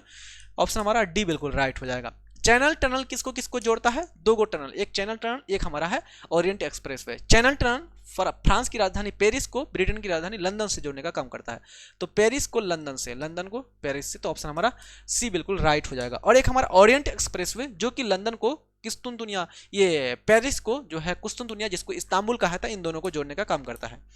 नेक्स्ट क्वेश्चन हमारा अगला है ओरिएंट एक्सप्रेसवे। क्वेश्चन आ गया आपका, तो पेरिस को इस्तांबुल से, ऑप्शन हमारा सी बिल्कुल करेक्ट हो जाएगा। इस्तांबुल कुस्तुनतुनिया ये कहां पर पड़ता है? तुर्की में पड़ता है। पनामा नहर किसको किसको जोड़ता है? अभी हमने कहा ये भूमध्य, ये अटलांटिक महासागर को प्रशांत महासागर से जोड़ने का काम करता है। निम्नलिखित से कौन ऑस्ट्रेलिया की राजधानी है? ये तो हलवा क्वेश्चन है आपका। ऑस्ट्रेलिया की राजधानी कैनबरा, अदिस अबाबा किसकी राजधानी? इथियोपिया की राजधानी को अदिस अबाबा, ठीक है। नेक्स्ट हमारा क्वेश्चन है अगला, संदेशों का आदान प्रदान क्या कहलाता है? अपनी बातों को, सूचनाओं को एक दूसरे से पहुंचाना, ये कहलाता है हमारा संचार। सबसे पहला रेल मार्ग हमारा का निर्माण किस देश में किया गया था? सबसे पहला रेल मार्ग प्यारे बच्चों 1825 में किया गया था। कहां पर किया गया था? ब्रिटेन में किया गया था। कहां पर किया गया था? ब्रिटेन में किया गया था। कहां से कहां तक चला था? तो डार्लिंगटन से, है ना, ये स्कॉटलैंड से डार्लिंगटन, है ना, ये जो दो शहर हैं, तो ये हमारा ब्रिटेन में चला था। तो ऑप्शन हमारा इंग्लैंड, ब्रिटेन, ऑप्शन हमारा डी बिल्कुल राइट हो जाएगा। पोर्ट सईद और पोर्ट सुएज दो नाम का बंदरगाह है। ये दोनों बंदरगाह आपका सुएज नहर में पड़ता है। कहां पर पड़ता है? सुएज नहर में। इन दोनों बंदरगाहों पर मिस्र का अधिकार है। नेक्स्ट क्वेश्चन हमारा अगला, विश्व में सर्वप्रथम रेलगाड़ी कब चलाई गई? तो सबसे पहला रेलगाड़ी विश्व में चलाया गया था कब? 1825 में। अभी हमने कहा ब्रिटेन में। ऑप्शन हमारा क्या हो जाएगा? ऑप्शन हमारा ए बिल्कुल राइट हो जाएगा। किस पत्तन को सुएज मार्ग का लाभ प्राप्त है? कौन सा पत्तन है जिसको सुएज मार्ग का लाभ प्राप्त है? तो ये सुएज मार्ग इधर है हमारा सुएज मार्ग, ठीक है। ये हमारा बंदरगाह बात करते हैं। कोच्चि बंदरगाह, कोच्चि हमारा केरल में पड़ता है। ये हो गया कोच्चि बंदरगाह। कोलकाता बंदरगाह यहाँ पर है आपका, कोलकाता पश्चिम बंगाल में। चेन्नई बंदरगाह इधर है हमारा चेन्नई बंदरगाह। पोर्ट ब्लेयर यहाँ पर है, पोर्ट ब्लेयर अंडमान निकोबार द्वीप समूह। तो ये सारे बंदरगाह इधर हैं। और जबकि सुएज नहर से कोई भी सामान आएगा तो यहाँ आ जाएगा आसानी से कोच्चि बंदरगाह। तो कोच्चि बंदरगाह को सुएज नहर का मार्ग लाभ प्राप्त है। तो ऑप्शन हमारा ए बिल्कुल राइट हो जाएगा। रोटरडम बंदरगाह कहाँ पर है? रोटरडम बंदरगाह, ये बंदरगाह पड़ता है नीदरलैंड में। कहाँ पर पड़ता है? नीदरलैंड में। ऑप्शन हमारा सी बिल्कुल राइट हो जाएगा। नेक्स्ट क्वेश्चन हमारा अगला है, सुएज नहर को कब खोला गया था? ये हमने कहा 1869 में। गांधी जी का जन्म 1869 उसी वर्ष खोला गया था।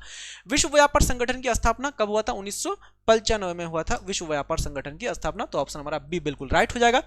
विश्व व्यापार संगठन का मुख्यालय कहां पर है? याद रखेंगे स्विट्जरलैंड में एक शहर है जेनेवा, है ना, जेनेवा, है ना, वहां पर इसका मुख्यालय है। इसका कार्य क्या है? विवादों को निपटारा करना, दो देशों के बीच व्यापार को लेकर अगर विवाद हो जाए तो उस विवाद को सुलझाना। नेक्स्ट क्वेश्चन हमारा, ओपेक का संबंध हमारा किससे है? तो ओपेक प्यारे बच्चों, ओपेक ये हमारा है organisation of petroleum exporting countries. इसका स्थापना कब हुआ था? इसकी स्थापना 1960 में हुआ था। इसका मुख्यालय कहां पर पड़ता है? एक देश है ऑस्ट्रिया और इसकी राजधानी है वियना, वियना में पड़ता है इसका मुख्यालय ओपेक। तो ये हमारा पेट्रोल का उत्पादन करता है, पेट्रोल को बेचने का काम, निर्यात करने का काम करता है। ऑप्शन हमारा सी बिल्कुल राइट हो जाएगा। यूरोपीय संघ का मुख्यालय किस देश में है? तो यूरोपीय संघ जो है प्यारे बच्चों, यूरोपियन यूनियन प्यारे बच्चों, इसका मुख्यालय जो है कहां पर पड़ता है? बेल्जियम में पड़ता है, बेल्जियम की राजधानी ब्रुसेल्स में। ऑप्शन हमारा बी बिल्कुल राइट हो जाएगा। दो देशों के बीच के व्यापार को क्या कहते हैं? मान लो ये हमारा भारत है और यहां पर पड़ता है हमारा चीन। तो भारत और चीन के बीच यह व्यापार हुआ, इसको क्या बोलेंगे? तो दो देशों के बीच के व्यापार को बोलते हैं अंतरराष्ट्रीय व्यापार, इंटरनेशनल ट्रेड। ऑप्शन हमारा बी बिल्कुल राइट हो जाएगा। विश्व का अधिकांश जो महान पत्तन है इसको किस प्रकार से वर्गीकृत किया गया है? पत्तनों के बहुत सारे प्रकार हैं, लेकिन जो हमारा अधिकांश महान पत्तन है, बड़े बड़े पत्तन है, उसको विस्तृत पत्तन के रूप में जो है बांटा गया है। तो बी ऑप्शन बिल्कुल राइट हो जाएगा। दक्षिण अमेरिकी राष्ट्रों में से कौन सा एक ओपेक का सदस्य है? दक्षिण अमेरिका जो महाद्वीप है उसमें एक देश है वेनेजुएला, जहां पर पेट्रोल का उत्पादन बहुत ज्यादा होता है, जो कि ओपेक का एक सदस्य है। और ये क्वेश्चन बहुत बार पूछा जाता है। बी ऑप्शन बिल्कुल राइट हो जाएगा। नेक्स्ट हमारा क्वेश्चन, अगला क्वेश्चन हमारा है व्यापार संबंधित है। व्यापार हमारा प्यारे बच्चों तृतीय क्रियाकलाप में, व्यापार, बैंकिंग, सेवा क्षेत्र, पर्यटन, है ना, तृतीय क्षेत्र। ऑप्शन हमारा सी बिल्कुल राइट हो जाएगा। आसियान का मुख्यालय कहां पर है? आसियान जो है, आसियान है ना, association of south east Asian nation, है ना, दक्षिण पूर्वी एशिया का जो है एशिया का देश है हमारा। इसमें टोटल 10 देश है हमारा, है ना, वही म्यांमार, थाईलैंड वाला। और इसका मुख्यालय कहाँ पर पड़ता है? तो इंडोनेशिया की राजधानी है जकार्ता। तो जकार्ता में इसका क्या है? मुख्यालय है ना। आसियान का मुख्यालय कहाँ पर पड़ता है? जकार्ता में। ऑप्शन हमारा ए बिल्कुल राइट हो जाएगा। नेक्स्ट क्वेश्चन हमारा अगला है, CIS का मुख्यालय संगठन है CIS, Commonwealth of independence state. Commonwealth of independent state, ये प्यारे बच्चों रूस जब टूटा था, है ना, रूस जब जो है टूटा था, कब टूटा था रूस? 1991 में। है ना। 1991 में रूस को तोड़ दिया गया अमेरिका के द्वारा, शीत युद्ध का अंत हो गया और 1991 में ये 15 भागों में टूट गया। तो जो देश बने इससे, उन सभी देशों का सम्मिलित रूप है हमारा ये CIS, Commonwealth of independence state. इसमें आपका रूस, बेलारूस, उसके बाद आपका जॉर्जिया, आर्मीनिया, अजरबैजान, है ना, उसके बाद आपका Kazakhstan, Kyrgyzstan, Tajikistan, Turkmenistan, Uzbekistan, Ukraine, Moldova, ये सब सभी देश आते हैं। तो ये हमारा पूर्व सोवियत संघ देशों का एक समूह है। नेक्स्ट क्वेश्चन हमारा है, निम्नलिखित में से कौन सा आंतरिक समुद्री पत्तन नहीं है? आंतरिक में नहीं आता है, तो आंतरिक समुद्री पत्तन इसमें कौन नहीं है? एथेंस हमारा नहीं आता है ना, एथेंस यूनान में पड़ता है, ग्रीस। नेक्स्ट क्वेश्चन हमारा अगला, डोवर पत्तन कहां पर है? डोवर पत्तन प्यारे बच्चों ये एक प्रकार का पैकेट पत्तन है। क्या पत्तन है? पैकेट पत्तन। और डोवर पत्तन पर किसका अधिकार? किस देश का है ये पत्तन? ब्रिटेन का है, याद रखेंगे। नेक्स्ट क्वेश्चन, किसी झील के चारों तरफ बसा गांव किस प्रतिरूप में आएगा? एक झील है और इस झील के चारों तरफ गांव बसा हुआ है, इस प्रकार के गांव को क्या कहते हैं? तो किसी झील के चारों तरफ जो गांव बसा होता है इसको बोलते हैं वृत्तीय प्रतिरूप वाला गांव, है ना। वृत्तीय बस्तियां, वृत्तीय प्रतिरूप, है ना, वृत्तीय। और अगर वृत्ताकार बोलो या फिर कोई नदी है, अब इस नदी के किनारे अगर कोई गांव बसा हुआ है ना, तो इस गांव को क्या बोलेंगे? इस प्रकार के गांव को बोलते हैं कौन सा गांव? चाहे नदी के किनारे हो, नहर के किनारे हो, रेल मार्ग के किनारे, सड़क के मार्ग के किनारे, इसको बोलते हैं रेखीय प्रतिरूप वाला बस्ती। ऑप्शन हमारा यहाँ पर बी ऑप्शन, वृत्ताकार, बी वृत्तीय हो जाएगा। निम्नलिखित में से किस प्रदेश में प्रलेखित जो है प्राचीनतम नगरीय बस्ती मिली है? प्रलेखित प्राचीनतम नगरीय बस्ती का मतलब क्या हुआ कि जहां से हमें लिखित प्रमाण का साक्ष्य मिला है। चित्राक्षर लिपि हमको कहां से मिलता है? सिंधु घाटी की सभ्यता से। ऑप्शन हमारा बी बिल्कुल राइट हो जाएगा। नेक्स्ट क्वेश्चन हमारा है, धारावी मलिन बस्ती, है ना, एशिया का सबसे मलिन बस्ती है, सबसे गंदा बस्ती है, मुंबई में पड़ता है। धारावी मलिन बस्ती मुंबई में पड़ता है। ऑप्शन हमारा बी बिल्कुल राइट हो जाएगा। नेक्स्ट क्वेश्चन हमारा है, निम्नलिखित में से कौन इथोपिया की राजधानी है? इथोपिया की राजधानी प्यारे बच्चों अदिस अबाबा। ये हमारा एक ऐसा शहर है हमारा, इथोपिया की राजधानी अदिस अबाबा। ये हमारा प्लान तरीके से, नियोजित तरीके से बसाया गया है हमारा, ध्यान रखेंगे, ठीक है। नेक्स्ट क्वेश्चन हमारा अगला, निम्नलिखित में से कौन हमारा सांस्कृतिक नगर है? सांस्कृतिक नगर जो कि धार्मिक और सांस्कृतिक रूप से महत्वपूर्ण होते हैं। जेरूसलम बिल्कुल सांस्कृतिक नगर है जेरूसलम, ये चाहे यहूदियों के लिए हो, इस्लाम धर्म के लिए हो, है ना, ईसाइयों के लिए हो। मैनचेस्टर ये नहीं होगा, मैनचेस्टर हमारा सूती वस्त्र उद्योग का केंद्र है, तो औद्योगिक नगर हो जाएगा। ओसाका जापान का औद्योगिक नगर है, जापान का सूती वस्त्र उद्योग इसको बोलते हैं, और जापान का मैनचेस्टर। फ्रैंकफर्ट ये सब नहीं होगा, तो ऑप्शन हमारा ए बिल्कुल राइट हो जाएगा। निम्नलिखित में से कौन हमारा औद्योगिक नगर है? औद्योगिक नगर हमारा इसमें से कौन है? जमशेदपुर, ये पड़ता है झारखंड में। और प्यारे बच्चों झारखंड में जमशेदपुर में 1907 में एक कारखाना लगा था जिसका नाम है TISCO, Tata iron steel company limited, है ना, कंपनी। ये किसके द्वारा लगाया गया था? ब्रिटेन की सहायता से लगाया गया था। कब लगाया गया था? 1907 में ब्रिटेन की सहायता से झारखंड में, याद रखेंगे। तो ये हमारा औद्योगिक नगर है। बाकी वाराणसी हो गया, ये हमारा धार्मिक या फिर सांस्कृतिक नगर है। कैनबरा ऑस्ट्रेलिया की राजधानी कैनबरा, यह हमारा राजधानी नगर है। सिंगापुर ये हमारा परिवहन नगर है, ध्यान रखेंगे, यह व्यावसायिक नगर है। तो ऑप्शन हमारा यहाँ पर क्या हो जाएगा? ए बिल्कुल राइट हो जाएगा। निम्नलिखित बस्तियों के प्रतिरूपों में से कौन सा सड़क के किनारे? तो हमने कहा सड़क के किनारे, नदी के किनारे, नहर के किनारे, पुल के किनारे, रेल मार्ग के किनारे रेखीय प्रतिरूप वाला बस्ती। तो ऑप्शन हमारा डी बिल्कुल राइट हो जाएगा। नदी के सहारे बसा गांव किस प्रतिरूप में आएगा? नदी, नहर, है ना, सब कुछ आ जाएगा। विश्व की प्रथम नगरीय बस्ती, सबसे पहला नगरीय बस्ती कहां पर बसा था? ब्रिटेन में, तो यह आपका हो जाएगा लंदन, है ना। ऑप्शन हमारा बी बिल्कुल राइट हो जाएगा। नेक्स्ट हमारा क्वेश्चन है, 2011 की जनगणना के अनुसार भारत के किस राज्य की जनसंख्या सबसे कम है? सबसे कम 2011 की जनगणना के अनुसार, तो सबसे कम जनसंख्या आपका प्यारे बच्चों किस राज्य का है? आपका सिक्किम राज्य का, ध्यान रखेंगे। सबसे कम जनसंख्या है 2011 के अनुसार सिक्किम, तो ऑप्शन हमारा डी बिल्कुल राइट हो जाएगा। नेक्स्ट हमारा क्वेश्चन अगला, 2011 की जनगणना के अनुसार किस राज्य का जनसंख्या का घनत्व सबसे अधिक है? सबसे अधिक जनसंख्या घनत्व तो बिहार राज्य का है। किस राज्य का है? बिहार। और सबसे कम किसका है? तो सबसे कम जनसंख्या घनत्व आपका अरुणाचल प्रदेश का है। किसका है? अरुणाचल प्रदेश का, ठीक है। तो यहाँ पर ऑप्शन हमारा सी बिल्कुल राइट हो जाएगा। नेक्स्ट हमारा क्वेश्चन है, किस राज्य में साक्षरता दर सबसे अधिक है? सबसे अधिक पढ़े लिखे लोग आपको कहाँ पर देखने को मिलेंगे? तो वो हमारा है केरल, है ना। कौन सा? हमारा केरल। तो ऑप्शन हमारा क्या हो जाएगा? ए बिल्कुल राइट हो जाएगा। नेक्स्ट क्वेश्चन हमारा अगला, भारत में सर्वाधिक जनसंख्या शरणार्थी कहां से आए? है ना, सबसे अधिक मात्रा में जो लोग आए भारत में शरणार्थी बसने के लिए, शरण लेने के लिए, ये बांग्लादेश से आए थे 1971 में, जब बांग्लादेश पाकिस्तान, है ना, भारत पाकिस्तान का युद्ध हुआ था बांग्लादेश को लेकर के। तो ऑप्शन हमारा डी बिल्कुल राइट हो जाएगा। नेक्स्ट क्वेश्चन हमारा अगला, निम्नलिखित केंद्र शासित प्रदेश में से किसकी जो है साक्षरता दर उच्चतम है? साक्षरता दर उच्चतम यानी कि कौन सा केंद्र शासित प्रदेश ऐसा है जो कि सबसे ज्यादा पढ़े लिखे हैं? तो वो है आपका केरल के बगल में पड़ता है लक्षद्वीप, है ना, लक्षद्वीप। ये हमारा भारत हो गया, ये हमारा केरल हो गया। केरल के बगल में एक द्वीप है अरब सागर में, इसी द्वीप का नाम है लक्षद्वीप। तो ये हमारा सबसे ज्यादा पढ़ा लिखा वाला केंद्र शासित प्रदेश है, ठीक है। नेक्स्ट क्वेश्चन हमारा अगला क्वेश्चन हमारा है 2011 की जनगणना के अनुसार भारत के किस राज्य में नगरीय जनसंख्या का प्रतिशत सर्वाधिक है? सबसे अधिक नगरीय जनसंख्या प्रतिशत आपको प्यारे बच्चों देखने को मिलेगा 2011 की जनगणना के अनुसार, वो आपका है गोवा। ऑप्शन हमारा बी बिल्कुल राइट हो जाएगा। नेक्स्ट क्वेश्चन हमारा अगला 142 नंबर का 2011 की जनगणना के अनुसार भारत में नगरीय आबादी है, भारत में नगरीय आबादी और ग्रामीण आबादी 2011 की जनगणना के अनुसार, तो ग्रामीण आबादी है 68.84% और नगरीय आबादी कितना है 31 दशमलव आपका 16% आपका है ग्रामीण, ये नगरीय बस्ती है ना, नगरीय है तो नगरीय 31.1615 वैसे ही मान लो। ऑप्शन हमारा ए बिल्कुल राइट हो जाएगा। नेक्स्ट हमारा क्वेश्चन अगला 2011 की जनगणना के अनुसार भारत का जो जनसंख्या घनत्व है कितना है? तो 2011 की जनगणना के अनुसार जनसंख्या घनत्व 382 व्यक्ति प्रति वर्ग किलोमीटर। ऑप्शन हमारा बी बिल्कुल राइट हो जाएगा। नेक्स्ट क्वेश्चन भारत में जनगणना का महान विभाजक वर्ष किसको माना जाता है? तो जहां पर जनसंख्या तेजी से बढ़ना शुरू होता है थोड़ा थोड़ा, तो 1921 को महान विभाजक वर्ष माना जाता है। Very very important question, C option बिल्कुल राइट हो जाएगा। नेक्स्ट क्वेश्चन निम्न राज्यों में से किसका जनसंख्या घनत्व सबसे कम है? सबसे कम जनसंख्या घनत्व आपका अरुणाचल प्रदेश का है। ऑप्शन हमारा ए बिल्कुल राइट हो जाएगा। 2011 की जनगणना के अनुसार भारत में साक्षरता कितना है? तो भारत की जो साक्षरता दर है वो है आपका 74.04% 2011 की जनगणना के अनुसार। ऑप्शन हमारा सी बिल्कुल राइट हो जाएगा। भारत में जनगणना कितने सालों के अंतराल में होती है? तो भारत में जनगणना हर 10 वर्षों में होती है, याद रखेंगे। अंतिम बार जनगणना कब हुआ था? 2011 में हुआ था। 2021 में हमारा होना था लेकिन कोविड-19 के कारण अभी तक नहीं हो पाया है, ठीक है। तो ऑप्शन हमारा सी ऑप्शन बिल्कुल करेक्ट हो जाएगा 10 साल के अंतराल में। नेक्स्ट क्वेश्चन निम्न में से कौन भारत का सबसे बड़ा धार्मिक अल्पसंख्यक है? सबसे बड़ा धार्मिक अल्पसंख्यक भारत में आपका कौन है प्यारे बच्चों? याद रखेंगे इस्लाम यानी कि मुस्लिम धर्म है ना, मुस्लिम। ऑप्शन हमारा क्या हो जाएगा?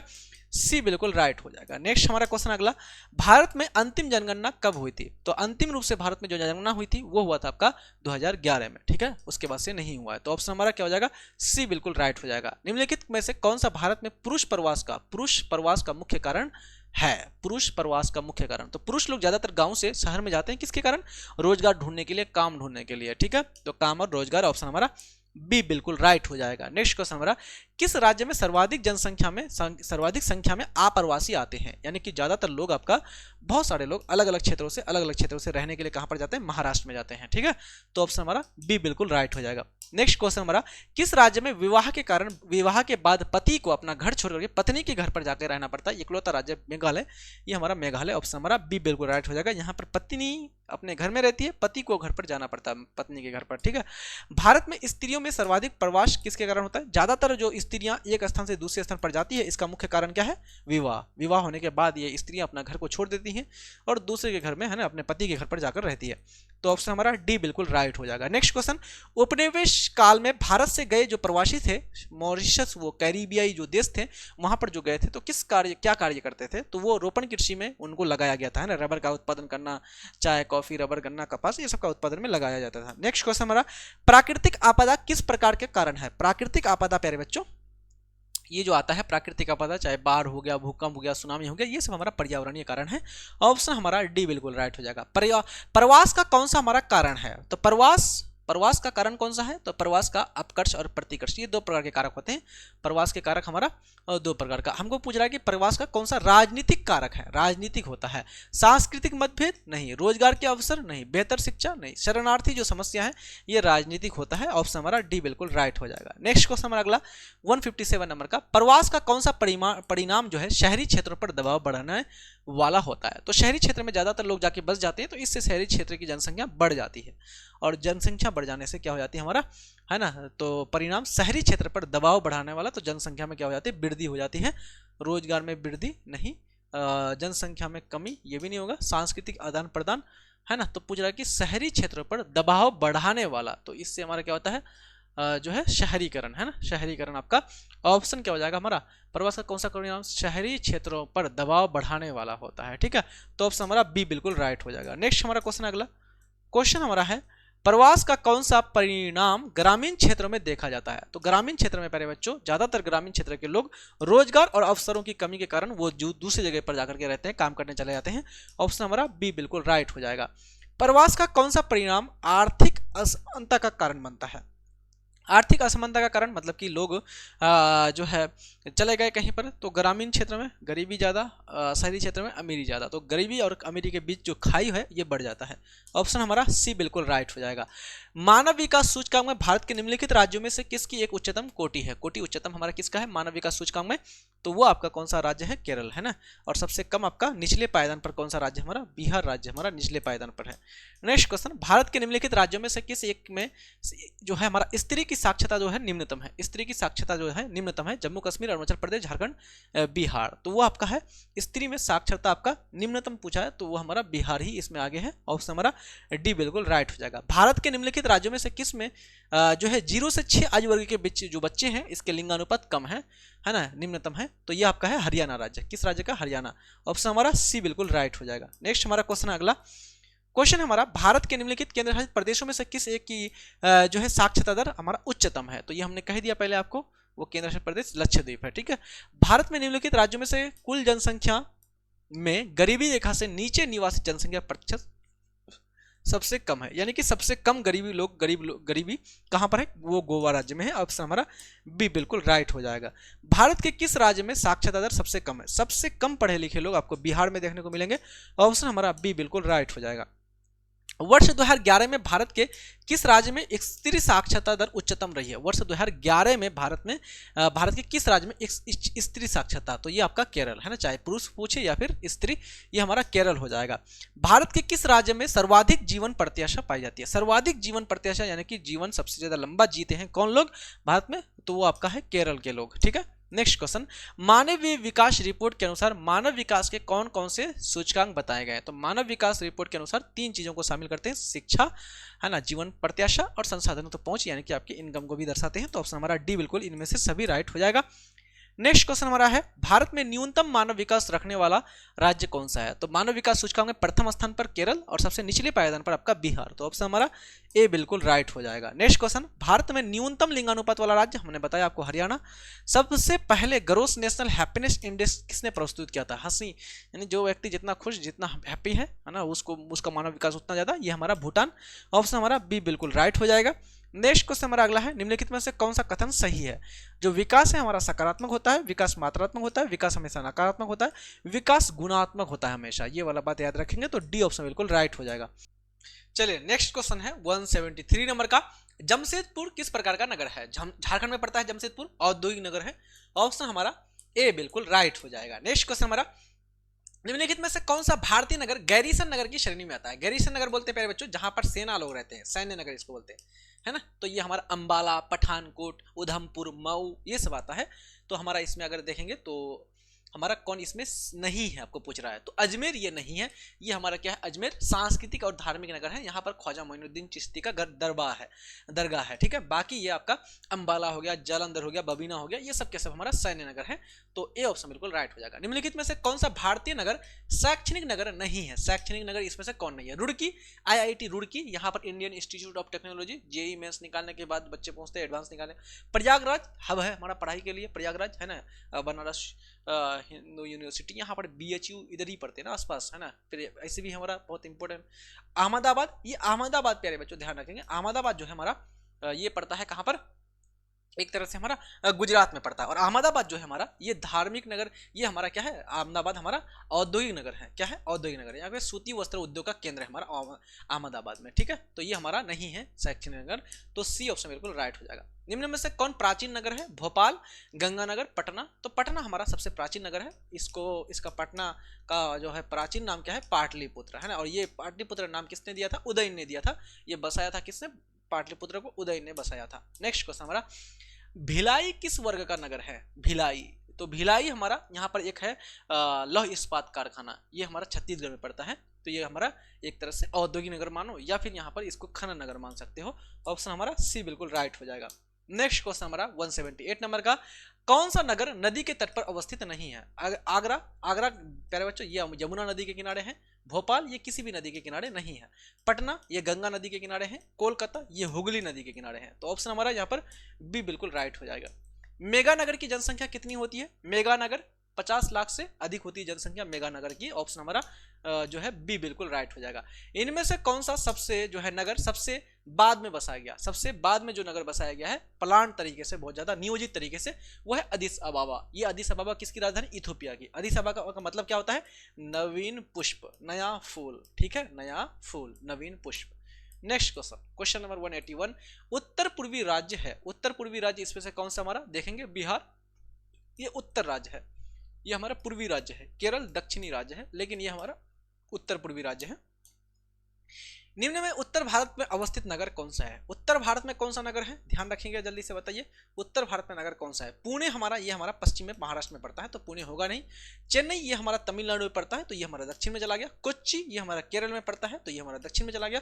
आगरा ये हमारा उत्तर में पड़ता है, उत्तर प्रदेश में, आगरा यमुना नदी के किनारे, तो ऑप्शन हमारा डी बिल्कुल राइट हो जाएगा।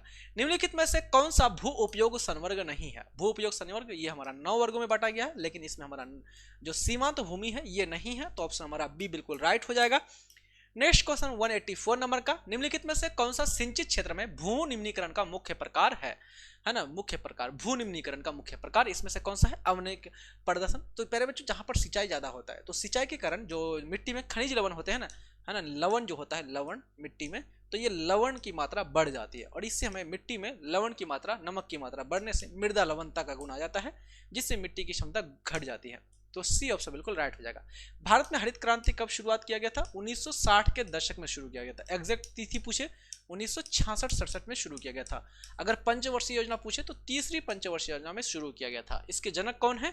हरित क्रांति का जनक किसको माना जाता है? MS स्वामीनाथन को हरित क्रांति का जनक माना जाता है, याद रखेंगे।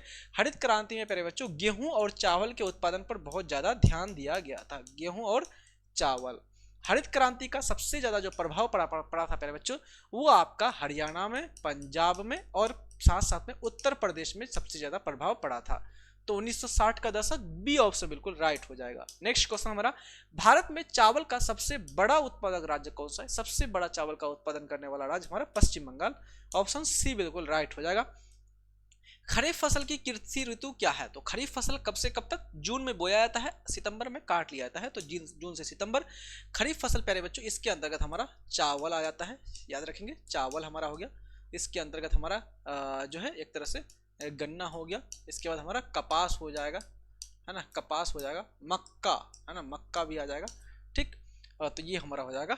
ये हम जो खरीफ फसल है ये हमारा गर्मी के ऋतु में बोया जाता है, यानी कि ग्रीष्म ऋतु में बोया जाता है, याद रखेंगे। ऑप्शन हमारा डी बिल्कुल राइट हो जाएगा। भारत में गेहूं उत्पादन में अग्रणी राज्य, सबसे ज्यादा गेहूं का उत्पादन कौन राज्य करता है? तो सबसे ज्यादा गेहूं का उत्पादन उत्तर प्रदेश करता है। ऑप्शन हमारा डी बिल्कुल राइट हो जाएगा। कौन हमारा भारतीय कृषि की एक समस्या है? भारतीय कृषि निम्न उत्पादन क्षमता, उत्पादकता कम, बहुत कम उत्पादन होता है हमारा, बिल्कुल राइट बात। विखंडित जुत, छोटे छोटे किसान, छोटे छोटे, उसके बाद खेत भी बहुत छोटे छोटे, सही बात। अनियमित मानसून, कभी मानसून खूब वर्षा करा देती है, कभी खूब कम कर देती है वर्षा, तो ये सब के सब भारतीय कृषि की समस्या है, तो डी ऑप्शन बिल्कुल राइट हो जाएगा।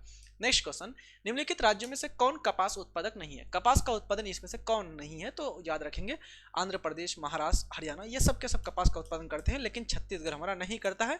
डी ऑप्शन बिल्कुल राइट हो जाएगा। कौन हमारा रेशेदार फसल नहीं है? कॉफी, चाय, गेहूं, कपास, तो यहां पर ध्यान देंगे तो गेहूं हमारा नहीं है, गेहूं हमारा खाद्यान्न फसल में चला जाएगा। फसल चक्रण क्या है? फसल चक्रण का मतलब होता है प्यारे बच्चों, ये जो खेत है इस खेत में अलग अलग फसलों को बारी बारी से लगाना। पहले गेहूं लगाया तो गेहूं के बाद अब हमने चावल लगा दिया, चावल के बाद हमने दलहन लगा दिया, बदल बदल के फसल लगाना, इसको बोलते हैं। तो अलग अलग फसलों को बारी बारी से उगाना, इसको बोलते हैं फसल चक्रण। नेक्स्ट क्वेश्चन हमारा, भारत में हरित क्रांति किस वैज्ञानिक के नेतृत्व में शुरुआत किया गया था? MS स्वामीनाथन, तो ऑप्शन हमारा ए बिल्कुल राइट हो जाएगा। भारत में चाय की खेती कहां से शुरू हुई थी? तो चाय का खेती प्यारे बच्चों आपका जो ब्रह्मपुत्रा घाटी वाला क्षेत्र है, ब्रह्मपुत्रा घाटी जो कि हमारा असम में पड़ता है, तो यहां से शुरू हुआ था, याद रखेंगे। ऑप्शन हमारा ए बिल्कुल राइट हो जाएगा। चावल या धान की खेती संबंधित है? चावल या धान की खेती प्यारे बच्चों इसको बोला जाता है गहन निर्वाह कृषि। क्या बोला जाता है इसको? गहन निर्वाह कृषि, यानी कि पेट भरने के लिए यह कृषि हमारा किया जाता है। कौन सी गतिविधि ग्रामीण भारत में महत्वपूर्ण रूप से भूमिका निभाता है? कौन सी गतिविधि?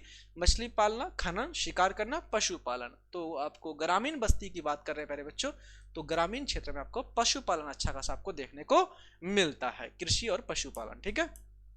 नेक्स्ट हमारा क्वेश्चन अगला, पृथ्वी पर कुल जल का कितना प्रतिशत भाग अलवणीय है जिसमें लवण की मात्रा नहीं पाई जाती है? तो पृथ्वी पर हमारा अगर बात करते हैं प्यारे बच्चों 71% हमारा जल पाया जाता है और उसमें हमारा 29% भूमि पाया जाता है। लेकिन नमक आपको बात करते हैं तो 97% पानी में हमारा नमक पाया जाता है और मात्र 3% पानी ऐसा है जिसमें नमक की मात्रा नहीं पाई जाती है। तो ऑप्शन हमारा बी बिल्कुल राइट हो जाएगा। बांस ड्रिप सिंचाई प्रणाली प्रसिद्ध है। तो बांस ड्रिप सिंचाई, बांस के माध्यम से सिंचाई किया जाता है, ये हमारा मेघालय राज्य में।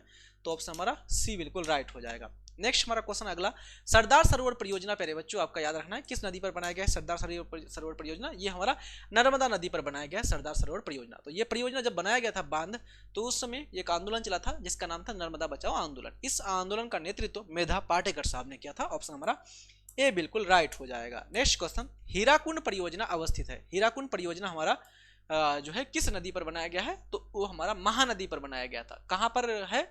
उड़ीसा राज्य में पड़ता है। तो उड़ीसा राज्य, ऑप्शन हमारा ए बिल्कुल राइट हो जाएगा। नेक्स्ट क्वेश्चन, निम्नलिखित में से सर्वाधिक प्रदूषित नदी कौन सी है? सबसे अधिक प्रदूषित नदी भारत का यमुना नदी सबसे ज्यादा प्रदूषित है। ऑप्शन हमारा डी बिल्कुल राइट हो जाएगा। दक्षिण भारत में सिंचाई का मुख्य स्रोत कौन सा है? तो दक्षिण भारत में प्यारे बच्चों, दक्षिण भारत में कृषि में सिंचाई करने के लिए तालाबों का प्रयोग होता है और उत्तर भारत में नलकूप का प्रयोग करते हैं। ऑप्शन हमारा सी बिल्कुल राइट हो जाएगा। नीरू मीरू ये एक परियोजना है प्यारे बच्चों, नीरू मीरू परियोजना। ये परियोजना प्यारे बच्चों प्रमुख से आंध्र प्रदेश में चलाया गया था। पानी को बचाकर रखने के लिए जल संभर प्रबंधन बोलते हैं इसको। ऑप्शन हमारा ए बिल्कुल राइट हो जाएगा।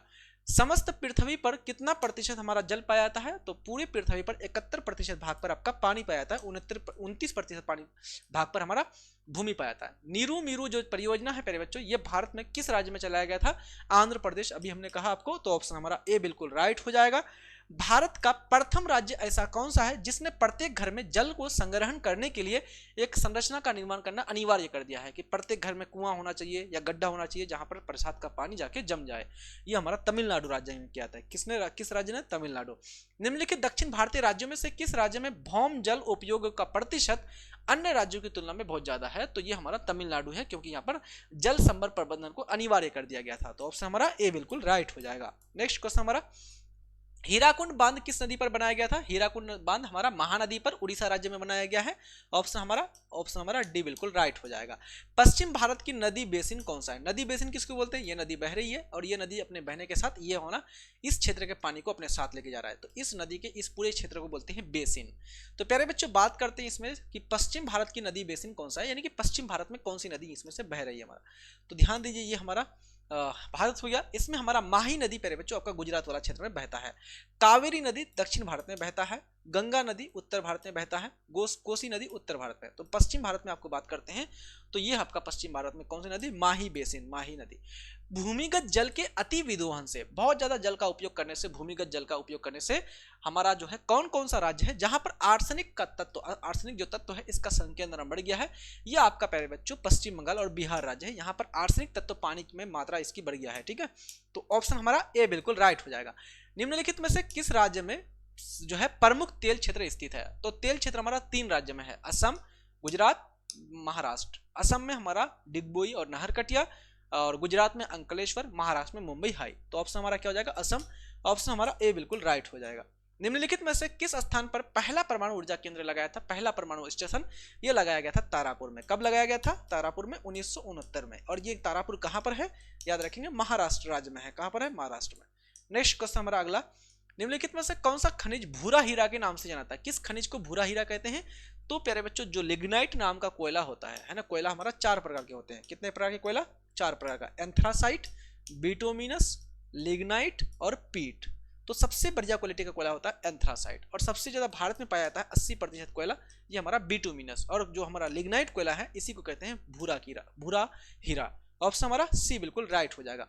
नेक्स्ट क्वेश्चन हमारा, निम्नलिखित में से कौन सा ऊर्जा का अनवीकरणीय स्रोत है? अनवीकरणीय स्रोत का मतलब एक बार ऊर्जा खत्म हो गया तो दोबारा इसको प्राप्त नहीं कर सकते हो। जल, सौर, ताप, पवन। तो प्यारे बच्चों ताप जो है ये हमारा यूरेनियम, थोरियम, जिर्कोनियम ये सब तत्वों से प्राप्त करते हैं जो कि एक समय के बाद खत्म हो जाएंगे। तो ऑप्शन हमारा क्या हो जाएगा? सी बिल्कुल राइट हो जाएगा। खेतरी में क्या है, खेतरी एक खान है प्यारे बच्चों। ये खेतरी कहां पर पड़ता है, राजस्थान में पड़ता है। ये किसके लिए प्रसिद्ध है, तांबा के उत्पादन के लिए प्रसिद्ध है। ऑप्शन हमारा ए बिल्कुल राइट हो जाएगा। नाहरकटिया पेट्रोलियम तेल क्षेत्र कहां पर है, नाहरकटिया असम में पड़ता है। नाहरकटिया और ये डिगबोई, तो ये हमारा ऑप्शन हमारा बी बिल्कुल राइट हो जाएगा। नेक्स्ट क्वेश्चन हमारा अगला, अंकलेश्वर हमारा तेल क्षेत्र कहां पर है, अंकलेश्वर, ये हमारा अंकलेश्वर गुजरात में पड़ता है, याद रखेंगे। ऑप्शन हमारा डी बिल्कुल राइट हो जाएगा। नेक्स्ट क्वेश्चन हमारा, दुर्ग लौह अयस्क क्षेत्र कहां पर पड़ता है, दुर्ग, ये हमारा लोहा उत्पादन के लिए प्रसिद्ध है। दुर्ग ये हमारा छत्तीसगढ़ में पड़ता है। कहां पर पड़ता है, छत्तीसगढ़ में। ऑप्शन हमारा डी बिल्कुल राइट हो जाएगा। नेक्स्ट क्वेश्चन, हजीरा विजयपुर जगदीशपुर जो गैस पाइपलाइन है, यह गैस पाइपलाइन किस राज्य से होकर के नहीं गुजरती है, तो हजीरा विजयपुर जो जगदीशपुर पाइपलाइन है प्यारे बच्चों, ये गुजरात से जाती है मध्य प्रदेश और मध्य प्रदेश से जाती है उत्तर प्रदेश। तो गुजरात, मध्य प्रदेश, उत्तर प्रदेश, गुजरात, मध्य प्रदेश, उत्तर प्रदेश, लेकिन महाराष्ट्र से होकर के नहीं गुजरती है। तो ऑप्शन हमारा ए बिल्कुल राइट हो जाएगा। नेक्स्ट क्वेश्चन हमारा अगला, बैलाडीला की पहाड़ी या बैलाडीला लौह अयस्क क्षेत्र कहां पर पड़ता है, बैलाडीला ये हमारा छत्तीसगढ़ में पड़ता है, याद रखेंगे बैलाडीला। ऑप्शन हमारा डी बिल्कुल राइट हो जाएगा। कौन सा उद्योग बॉक्साइट के कच्चे माल के लिए प्रयोग होता है, प्रयुक्त करता है, तो बॉक्साइट को कच्चे माल के रूप में प्रयोग करता है वो उद्योग हमारा एल्यूमिनियम उद्योग। कौन सा उद्योग, एल्यूमिनियम उद्योग। ऑप्शन हमारा ए बिल्कुल राइट हो जाएगा। नेक्स्ट क्वेश्चन, रावत भाटा परमाणु ऊर्जा संयंत्र कहां पर है, तो रावत भाटा परमाणु ऊर्जा केंद्र राजस्थान में पड़ता है। राव से रावत, राव से राजस्थान। ऑप्शन हमारा सी बिल्कुल राइट हो जाएगा। नेक्स्ट क्वेश्चन, झरिया कोयला क्षेत्र किस राज्य में पड़ता है, झौ से झरिया, झौ से झारखंड। ऑप्शन हमारा क्या हो जाएगा, डी बिल्कुल राइट हो जाएगा। नेक्स्ट क्वेश्चन हमारा, नोआमुडी लौह अयस्क क्षेत्र, नोआमुडी लौह उत्पादन वाला क्षेत्र है आपका, ये पड़ता है झारखंड में। कहां पर पड़ता है, झारखंड में। ऑप्शन हमारा बी बिल्कुल राइट हो जाएगा। इसमें से कौन हमारा एक खनन नगर है, खनन नगर इसमें से कौन है, खनन नगर जहां से खनिजों को निकाला जाता है, झरिया से कोयला निकाला जाता है तो खनन नगर है। रानीगंज पश्चिम बंगाल में पड़ता है, खनन नगर है, कोयला निकाला जाता है। खेतरी ये तांबा निकाला जाता है, ये राजस्थान में पड़ता है। लेकिन पटना नहीं है, पटना बिहार की राजधानी है, तो ये राजधानी नगर में चला जाएगा। नेक्स्ट क्वेश्चन हमारा अगला है, टाटा लौह इस्पात संयंत्र कहां पर स्थित है, इसको बोलते हैं टाटा आयरन स्टील कंपनी। ये आपका झारखंड में पड़ता है और ये मेरे बच्चों जमशेदपुर में पड़ता है। 1907 में इसका स्थापना हुआ था। कब हुआ था, 1907 में। तो ये हमारा कहां पर पड़ता है, जमशेदपुर में। ऑप्शन हमारा सी बिल्कुल राइट हो जाएगा। रानीगंज जो है कोयला के लिए उत्पादन के लिए प्रसिद्ध है, रानीगंज पश्चिम बंगाल में पड़ता है। ऑप्शन हमारा बी बिल्कुल राइट हो जाएगा। भारत में सर्वाधिक सोना किस राज्य में उत्पादन किया जाता है, तो भारत में प्यारे बच्चों सबसे ज्यादा मात्रा में सोना जो है ये कर्नाटक राज्य में एक खान है जिसको बोलते हैं कोलार की खान। कौन सा खान, कोलार की खान, कर्नाटक में। तो सी ऑप्शन बिल्कुल राइट हो जाएगा। नेक्स्ट क्वेश्चन हमारा अगला है, भारत में जो पाए जाने वाले कुल कोयला का कितना प्रतिशत भाग जो है आपका बिटुमिनस होता है, तो भारत में जो है 80% कोयला प्यारे बच्चों आपका बिटुमिनस प्रकार का होता है। किस प्रकार का, बिटुमिनस। ऑप्शन हमारा सी बिल्कुल राइट हो जाएगा। कौन सा लौह अयस्क उत्पादक केंद्र है, लोहा का उत्पादन आपका इसमें से कौन सा होता है, बादाम पहाड़ ये उड़ीसा राज्य में पड़ता है, ये लोहा के उत्पादन के लिए प्रसिद्ध है। गुरुमही सानी ये भी उड़ीसा में पड़ता है, लोहा उत्पादन के लिए प्रसिद्ध है। किरुबिरु ये भी उड़ीसा में, और ये सब के सब लोहा उत्पादन के लिए प्रसिद्ध है। डी ऑप्शन बिल्कुल राइट हो जाएगा। मोनाजाइट पाया जाता है, मोनाजाइट ये हमारा केरल राज्य में पाया जाता है। ऑप्शन हमारा ए बिल्कुल राइट हो जाएगा। नेक्स्ट क्वेश्चन हमारा अगला है, कौन सा औद्योगिक स्थापना का एक महत्वपूर्ण कारक नहीं है, बाजार होना जरूरी है उद्योगों की स्थापना के लिए, पूंजी होना जरूरी है, ऊर्जा होना जरूरी है, लेकिन आपका जनसंख्या घनत्व तो यहाँ पर नहीं होगा। ऑप्शन हमारा सी बिल्कुल राइट हो जाएगा। नेक्स्ट क्वेश्चन, भारत में सबसे पहला जो स्थापित किया गया था प्यारे बच्चों लौह इस्पात कंपनी निम्नलिखित में से कौन सी हमारा लौह इस्पात कंपनी, भारतीय लौह एवं इस्पात कंपनी। तो सबसे पहला जो लगाया गया था टिस्को है ना, टाटा आयरन स्टील कंपनी। तो ऑप्शन हमारा बी बिल्कुल राइट हो जाएगा। नेक्स्ट क्वेश्चन हमारा अगला, मुंबई में सबसे पहला सूती कारखाना स्थापित किया गया था, इसका कारण क्या था, क्योंकि मुंबई एक बंदरगाह है, पत्तन है, बिल्कुल सही बात है। मुंबई कपास उत्पादन के क्षेत्र के बगल में पड़ता है, काली मिट्टी है, बिल्कुल सही बात है। मुंबई भारत का वित्तीय राजधानी के नाम से जाना जाता है, ये सारा कारण के कारण यहाँ पर आपका मुंबई में लगाया गया था। तो डी ऑप्शन बिल्कुल राइट हो जाएगा। कौन सा उद्योग कृषि पर आधारित नहीं है, कृषि पर आधारित नहीं है, तो सीमेंट उद्योग, इसका कच्चा माल चूना पत्थर होता है जो कि आपका एक प्रकार का खनिज आधारित उद्योग है। तो खनिज आधारित उद्योग ये हमारा कृषि आधारित उद्योग नहीं है। तो ऑप्शन हमारा ए बिल्कुल राइट हो जाएगा। सूती वस्त्र उद्योग, चीनी उद्योग, जूट उद्योग, ये सब के सब कृषि आधारित उद्योग हैं। भारत में पहला आधुनिक सूती मिल कब लगाया गया था, 1854 में लगाया गया था। कहां पर लगाया गया था, तो ये लगाया गया था मुंबई में लगाया गया था। ठीक, ऑप्शन हमारा ए बिल्कुल राइट हो जाएगा। नेक्स्ट क्वेश्चन, कौन सा शहर तमिलनाडु का मैनचेस्टर कहलाता है, तमिलनाडु का मैनचेस्टर, कोयम्बटूर को तमिलनाडु का मैनचेस्टर कहा जाता है। नेक्स्ट क्वेश्चन, किस औद्योगिक नीति में उदारीकरण, निजीकरण और वैश्वीकरण को अपनाया गया था, 1991 में प्यारे बच्चों भारत में भारत में नई औद्योगिक नीति, उदारीकरण, निजीकरण और वैश्वीकरण अपनाया गया था। ऑप्शन हमारा ए बिल्कुल राइट हो जाएगा। कौन एक मौसमी उद्योग के रूप में जाना जाता है? मौसमी उद्योग के रूप में किसको जानते हैं? तो गन्ना उद्योग, जो चीनी उद्योग है, चीनी उद्योग में चीनी उत्पादन का 4-5 महीना चलता है, फिर उसके बाद बंद हो जाता है, क्योंकि गन्ना खत्म हो जाता है, फिर हमारा काम बंद हो जाता है, इसलिए इसको बोलते हैं मौसमी उद्योग। तो ऑप्शन हमारा बी बिल्कुल राइट हो जाएगा। नेक्स्ट क्वेश्चन, सीमेंट उद्योग का कच्चा माल क्या होता है? तो सीमेंट उद्योग का कच्चा माल चूना पत्थर होता है। ऑप्शन हमारा बी बिल्कुल राइट हो जाएगा।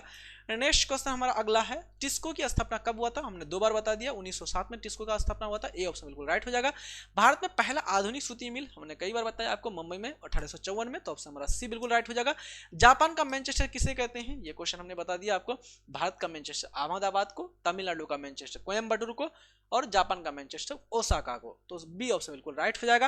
निम्नलिखित में से कौन एक सूती वस्त्र उद्योग का केंद्र है? प्यारे बच्चों, जितने भी नगर हैं और उसमें पुर आए, नागपुर, शोलापुर, कानपुर, ये सब हमारा सूती वस्त्र उद्योग के लिए प्रसिद्ध है। तो डी ऑप्शन बिल्कुल राइट हो जाएगा। पेट्रो रसायन उद्योग का कच्चा माल क्या होता है? पेट्रो रसायन, है ना, ये पेट्रोल यानी कि ये कच्चा तेल होता है इसका, है ना, इसका कच्चा माल कच्चा तेल होता है। ठीक है, ऑप्शन हमारा ए बिल्कुल राइट हो जाएगा। कौन एक ज्ञान आधारित उद्योग है? ज्ञान आधारित उद्योग बोलते हैं ऐसा उद्योग जिसमें हमें बहुत ज्यादा नॉलेज, ज्ञान की जरूरत होती है। तो ये हमारा है सॉफ्टवेयर उद्योग। ऑप्शन हमारा सी बिल्कुल राइट हो जाएगा। नेक्स्ट क्वेश्चन, आईआईटी-डीपी निम्न में से किस संदर्भ में हमारा सम्मिलित है? आईआईटी-डीपी, है ना, आईआईटी-डीपी प्यारे बच्चों प्रमुख से हमारा आईआईटी-डीपी, है ना, ये हमारा इंटीग्रेटेड ट्राइबल डेवलपमेंट प्रोग्राम। प्रमुख से प्यारे बच्चों ये जो प्रोग्राम चलाया गया था पहाड़ी पर्वतीय क्षेत्र में जो ट्राइब्स रहते हैं, जनजाति रहते हैं, उनके विकास के लिए चलाया गया था समन्वित जनजाति विकास कार्यक्रम। सी ऑप्शन बिल्कुल राइट हो जाएगा। मुक्त आकाश की नीति, ये मुक्त आकाश की नीति 1992 में अपनाया गया था। इसके अंतर्गत कोई भी देश किसी दूसरी देश की हवाई, है ना, वायु मार्ग से अपना जहाज को ले जा सकता है। ऑप्शन हमारा ए बिल्कुल राइट हो जाएगा।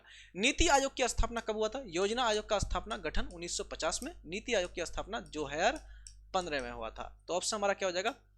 डी बिल्कुल राइट हो जाएगा। नेक्स्ट क्वेश्चन, इंदिरा गांधी नहर कमांड क्षेत्र में सतत पोषण विकास के लिए इनमें से कौन सा सबसे महत्वपूर्ण कारक है? तो प्यारे बच्चों, नहर तंत्र है तो इससे कृषि होता है, कृषि होगा तो उसमें विभिन्न प्रकार के जीव जंतु रहेंगे, है ना, जंगल होंगे, हरियाली होगा, तो इससे हमारा पहाड़ी तंत्र का विकास होगा, इकोसिस्टम का विकास होगा। प्रथम पंचवर्षीय योजना की अवधि कब से कब तक था? पहला पंचवर्षीय योजना हमारा 1951 से 1956 था, और 11वीं पंचवर्षीय आपको कई बार पूछे जाते हैं, तो 2007 से लेकर के 2012 तक था आपका 11वीं पंचवर्षीय योजना। ऑप्शन हमारा क्या हो जाएगा? ऑप्शन 1951 से 1956, ऑप्शन हमारा ए बिल्कुल राइट हो जाएगा। भरमौर जनजातीय क्षेत्र कहाँ पर पड़ता है? भरमौर, तो भरमौर ये हमारा प्रांत है, जिला पड़ता है कहाँ पर? हिमाचल प्रदेश में। तो ऑप्शन हमारा बी बिल्कुल राइट हो जाएगा। नेक्स्ट क्वेश्चन हमारा अगला है, इंदिरा गांधी नहर को पहले किस नाम से जाना जाता था? इंदिरा गांधी नहर को पहले राजस्थान नहर के नाम से जाना जाता था, बाद में उसको इंदिरा गांधी नहर कर दिया गया। योजना आयोग की स्थापना कब हुआ था? अभी हमने कहा 1950 में योजना आयोग का गठन हुआ था, तो 1900, सी ऑप्शन बिल्कुल राइट हो जाएगा। द लिमिट टू ग्रोथ नामक पुस्तक के लेखक कौन है? द लिमिट टू ग्रोथ, ये पुस्तक है प्यारे बच्चों, द लिमिट टू ग्रोथ। और एक था आपका, हमने आपको कहा था द पॉपुलेशन बम, है ना, द पॉपुलेशन बम, है ना, बम, है ना।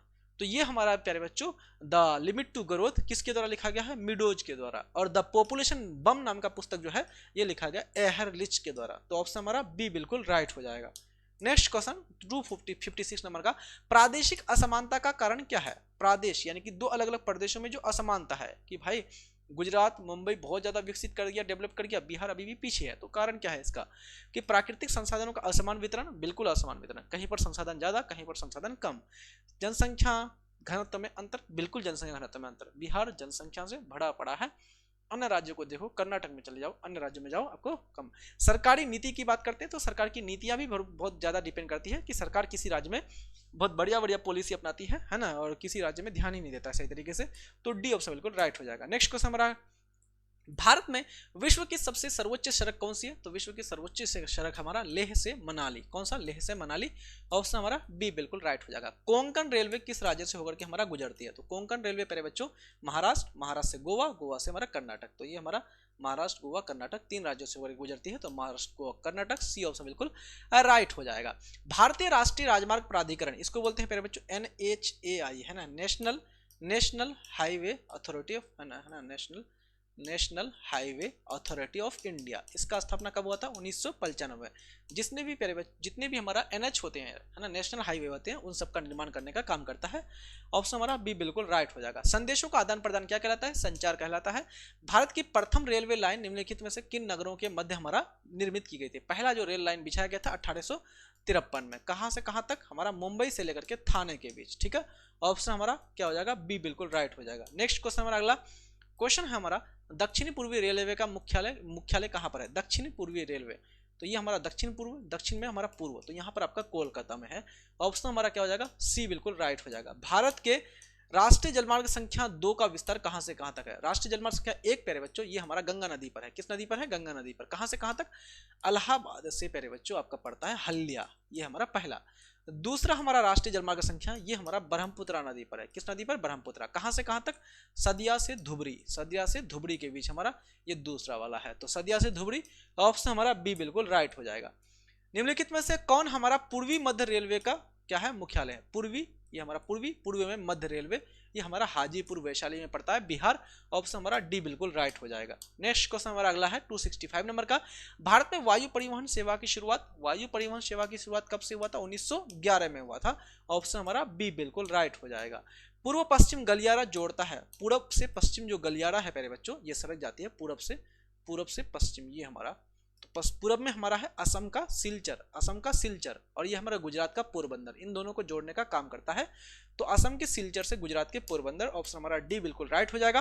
कौन सा उत्तर दक्षिण गलियारा का सबसे उत्तरतम बिंदु है? उत्तर दक्षिण जो गलियारा है प्यारे बच्चों, ये हमारा NH44 ये हमारा है, ये सबसे दक्षिण में इसका कन्याकुमारी, सबसे उत्तर में है आपका श्रीनगर। तो सबसे उत्तरतम बिंदु पूछा है तो आपका श्रीनगर हो जाएगा। ऑप्शन हमारा बी बिल्कुल राइट हो जाएगा। नेक्स्ट हमारा क्वेश्चन अगला, भारतीय रेलवे की शुरुआत कब हुआ था? भारतीय रेलवे की शुरुआत अभी हमने कहा आपका मुंबई से थाने के बीच 1853। ऑप्शन हमारा ए बिल्कुल राइट हो जाएगा। राष्ट्रीय जलमार्ग संख्या 1 किस नदी पर? गंगा नदी पर। कहां से कहां तक? इलाहाबाद यानी कि प्रयागराज से आपका हल्दिया तक। तो ऑप्शन हमारा क्या हो जाएगा? इलाहाबाद से हल्दिया। ऑप्शन हमारा बी बिल्कुल राइट हो जाएगा, गंगा नदी। नेक्स्ट क्वेश्चन, किस वर्ष में पहला रेडियो कार्यक्रम कब चलाया गया था? तो हमारा 1923 में भारत में पहला रेडियो कार्यक्रम चलाया गया था। ऑप्शन हमारा डी बिल्कुल करेक्ट हो जाएगा। नेक्स्ट क्वेश्चन हमारा, भारत में सीमा सड़क संगठन है ना, जो हमारा मान लो ये भारत है ना, ये भारत है। अब यहाँ पर आपका पाकिस्तान है, इधर है ना पाकिस्तान, तो इसके भारत और पाकिस्तान के बीच जो सीमा है, यहाँ पर जो सड़क बनेगा, इस सड़क का निर्माण कौन करता है? सीमा सड़क संगठन करता है। इसका स्थापना कब हुआ था? 1960 में हुआ था इनकी स्थापना, ठीक है, 1960 में। ऑप्शन हमारा सी बिल्कुल राइट हो जाएगा। स्वर्णिम चतुर्भुज परियोजना मार्ग की लंबाई कितनी है? तो स्वर्णिम चतुर्भुज कौन सा है? स्वर्णिम चतुर्भुज, तो ये प्यारे बच्चों स्वर्णिम चतुर्भुज है, दिल्ली से आपका मुंबई, मुंबई से आपका है चेन्नई, चेन्नई से आपका है कोलकाता, और कोलकाता से है दिल्ली। तो ये हमारा है स्वर्णिम चतुर्भुज, और इसका टोटल लंबाई कितना है? 5846 किलोमीटर। कितना? 5846 किलोमीटर।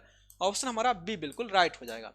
नेक्स्ट हमारा क्वेश्चन है अगला, भारत में टेलीविजन का प्रसारण कब हुआ था? तो टेलीविजन प्रसारण की शुरुआत भारत में 1959 में हुआ था। ऑप्शन हमारा सी बिल्कुल राइट हो जाएगा। नेक्स्ट क्वेश्चन हमारा अगला है, नागपुर परियोजना का संबंध किससे है? तो नागपुर जो परियोजना है प्यारे बच्चों, ये हमारा भारत में सड़क परिवहन के विकास के लिए चलाया गया था। ऑप्शन ए बिल्कुल राइट हो जाएगा। कौन सा परिवहन हमारा भारत का सबसे लंबा है ना, भारत का सबसे लंबा राष्ट्रीय महामार्ग, भारत का सबसे लंबा नेशनल हाईवे कौन सा है? NH44 हमारा भारत का सबसे लंबा है, NH44। ऑप्शन हमारा बी बिल्कुल राइट हो जाएगा। निम्नलिखित में से कौन सा एक स्थल रुद्ध बंदरगाह है? पोर्ताश्रय है। स्थल रुद्ध मतलब कि चारों तरफ से स्थल से घिरा हुआ, ये हमारा विशाखापट्टनम आंध्र प्रदेश में। ऑप्शन हमारा ए बिल्कुल राइट हो जाएगा। नेक्स्ट क्वेश्चन, भारत का अधिकांश विदेशी व्यापार जो वाहन होता है कहां से होता है? भारत का उत्तर में हिमालय पर्वतमाला होने के कारण सड़क मार्ग से नहीं होता है, तो ज्यादातर हमारा व्यापार समुद्र मार्ग के द्वारा और साथ साथ में हमारा वायु मार्ग के द्वारा होता है, तो समुद्र और वायु के द्वारा। ऑप्शन हमारा सी बिल्कुल राइट हो जाएगा। भारतीय कहवा का सबसे बड़ा ग्राहक कौन सा है? सबसे ज्यादा मात्रा में हमारा जो कहवा का निर्यात होता है वो इटली देश को किया जाता है। ऑप्शन हमारा ए बिल्कुल राइट हो जाएगा। भारत में तंबाकू का सर्वाधिक मात्रा में निर्यात किस बंदरगाह से होता है? तो ये बंदरगाह है हमारा चेन्नई बंदरगाह, तमिलनाडु में पड़ता है चेन्नई बंदरगाह। ऑप्शन सी बिल्कुल राइट हो जाएगा। नेक्स्ट क्वेश्चन हमारा अगला है, निम्नलिखित में से कौन सा बंदरगाह पश्चिमी तट पर स्थित बंदरगाह नहीं है? पश्चिमी तट, ये हमारा पश्चिमी तट और ये हमारा पूर्वी तट। अब जल्दी से बताएंगे कौन सा हमारा है? हल्दिया बंदरगाह, ये हमारा पूर्वी तट पर है, कोलकाता में पड़ता है, पश्चिम बंगाल में। कांडला बंदरगाह ये गुजरात में पड़ता है, ये हमारा पश्चिम में है। बाकी हमारा न्यू मंगलोर बंदरगाह कर्नाटक में पड़ता है, ये भी हमारा पश्चिम में है, न्यू मंगलोर। उसके बाद आपका है मुंबई बंदरगाह, ये हमारा है मुंबई बंदरगाह, ये हमारा न्यू मंगलोर। तो ये सबके सब पश्चिम में है, लेकिन हमारा कोलकाता ये हमारा पूरब में है। तो ऑप्शन हमारा ये पश्चिम में नहीं होगा, मतलब हल्दिया है ना, हल्दिया नहीं है पश्चिम में। तो ऑप्शन हमारा ए बिल्कुल राइट हो जाएगा। निम्नलिखित राज्यों में से किसमें जवाहरलाल नेहरू बंदरगाह है? समुद्री पत्तन। तो जवाहरलाल नेहरू पत्तन प्यारे बच्चों आपका महाराष्ट्र में पड़ता है, जवाहरलाल नेहरू पत्तन। ऑप्शन हमारा बी बिल्कुल राइट हो जाएगा। निम्नलिखित में से कौन सा बंदरगाह हमारा कृत्रिम बंदरगाह है, जिसको आर्टिफिशियल बंदरगाह यानी कि मानव निर्मित बंदरगाह है, वो है आपका तमिलनाडु में पड़ता है, चेन्नई बंदरगाह। ऑप्शन हमारा ए बिल्कुल राइट हो जाएगा। मुंबई बंदरगाह सबसे ज्यादा गहरा बंदरगाह है, मुंबई बंदरगाह। नेक्स्ट हमारा क्वेश्चन है अगला, क्वेश्चन नंबर 283, भारत का सबसे गहरा बंदरगाह हमारा कौन सा है? मुंबई बंदरगाह है ना, सबसे गहरा बंदरगाह। तो डी ऑप्शन बिल्कुल राइट हो जाएगा। कोच्चि बंदरगाह कहां पर है? तो कोच्चि बंदरगाह हमारा प्यारे बच्चों केरल राज्य में पड़ता है, कोच्चि बंदरगाह, ठीक है, कहां पर? केरल राज्य में। तो ऑप्शन हमारा सी बिल्कुल राइट हो जाएगा। नेक्स्ट क्वेश्चन, निम्नलिखित में से सर्वाधिक प्रदूषित नदी कौन सी है? सबसे ज्यादा प्रदूषित नदी हमने आपको पहले बता दिया, यमुना नदी सबसे ज्यादा प्रदूषित नदी है। निम्न में से कौन सा हमारा इसमें से बीमारी जो है जलजन्य है, यानी कि पानी से होता है? तो प्यारे बच्चों अतिसार जो होता है ना, अतिसार यानी कि पानी कुछ नहीं मतलब पचता ही नहीं, सारा चीज निकल जाता है, तो ये हमारा पानी से होता है, ठीक है। नेक्स्ट क्वेश्चन हमारा, कौन सा अम्ल वर्षा का एक कारण है? तो अम्ल वर्षा का प्रमुख कारण प्यारे बच्चों वायु प्रदूषण होता है, याद रखेंगे। तो डी ऑप्शन बिल्कुल राइट हो जाएगा। औद्योगिकरण से हमारा कौन सा प्रदूषण होता है? उद्योग होगा प्यारे बच्चों, तो औद्योगिकरण से हमारा जब उद्योग में जो मशीन होंगे आवाज करेगा तो इससे हमारा ध्वनि प्रदूषण होगा। जब मशीन चलेंगे इससे धुआं निकलेगा तो इससे हमारा वायु प्रदूषण होगा। और जब मशीन हमारा प्यारे बच्चों इससे कचरा निकलेगा, कचरा हमारा पानी में जाएगा, इससे जल प्रदूषण होगा। तो सब हमारा हो जाएगा, ऑप्शन हमारा डी बिल्कुल राइट हो जाएगा। नेक्स्ट क्वेश्चन हमारा है, निम्नलिखित में से किस प्रदूषण द्वारा सर्वाधिक बीमारियां होती है? सबसे ज्यादा जो बीमारी होती है प्यारे बच्चों वो हमारा जल प्रदूषण से होती है। सी ऑप्शन बिल्कुल राइट हो जाएगा। And the last question of this session बहुत ज्यादा इंपॉर्टेंट, बहुत ज्यादा खास था। हमने क्लास को थोड़ा सा तेज गति से कराया ताकि आप बहुत कम समय में देख लो, ये सारा चीज आपको पता भी होगा। ज्योग्राफी में बहुत आसान क्वेश्चन पूछे जाते हैं, टेंशन आपको नहीं लेना है, ठीक है। अब देखो प्यारे बच्चों, हमारा जो बच्चे 2026 में तैयारी करना चाहते हैं, 2026 के लिए है ना, 2026 के लिए जो बच्चे तैयारी करना चाहते हैं उसके लिए जो है प्रॉपर यहाँ पर आपका सफलता बैच 2026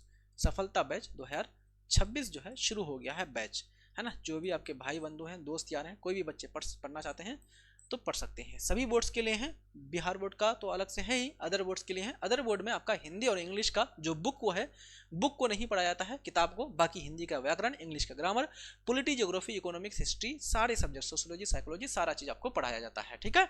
तो आप लोग जरूर अगर ज्वाइन करना चाहेंगे तो आप लोग 8709910975 इस नंबर पर जरूर कॉल कर लेंगे, ठीक है। 8709910975 इस क्वेश्चन का आंसर करेंगे। अगर आपको ये पीडीएफ चाहिए तो तनु क्लासेस ऐप डाउनलोड कर लीजिएगा प्ले स्टोर से। कौन सा कारण है जल प्रदूषण के लिए सबसे ज्यादा उत्तरदायी है, सबसे ज्यादा जल को प्रदूषित करता है? कौन? तो उद्योग के जो कचरे होते हैं, औद्योगिक अपशिष्ट, ये हमारा जल को, पानी को सबसे ज्यादा प्रदूषित करता है। इस प्रकार से प्यारे बच्चों ये क्लास आप सबके लिए बहुत ज्यादा खास था, बहुत ज्यादा इंपॉर्टेंट था। अब प्यारे बच्चों हम लोग एक क्लास इंपॉर्टेंट करेंगे, किसके लिए? सब्जेक्टिव क्वेश्चंस के लिए, ठीक है। उस क्लास को जरूर देख लीजिएगा। सब्जेक्टिव क्वेश्चन है तो थोड़ा विस्तार से बताना पड़ेगा वहां पर सारी चीजों को। तो यहाँ पर इस क्लास को हम लोग करते हैं द एंड, है ना, ये क्लास हम लोग करते हैं द एंड।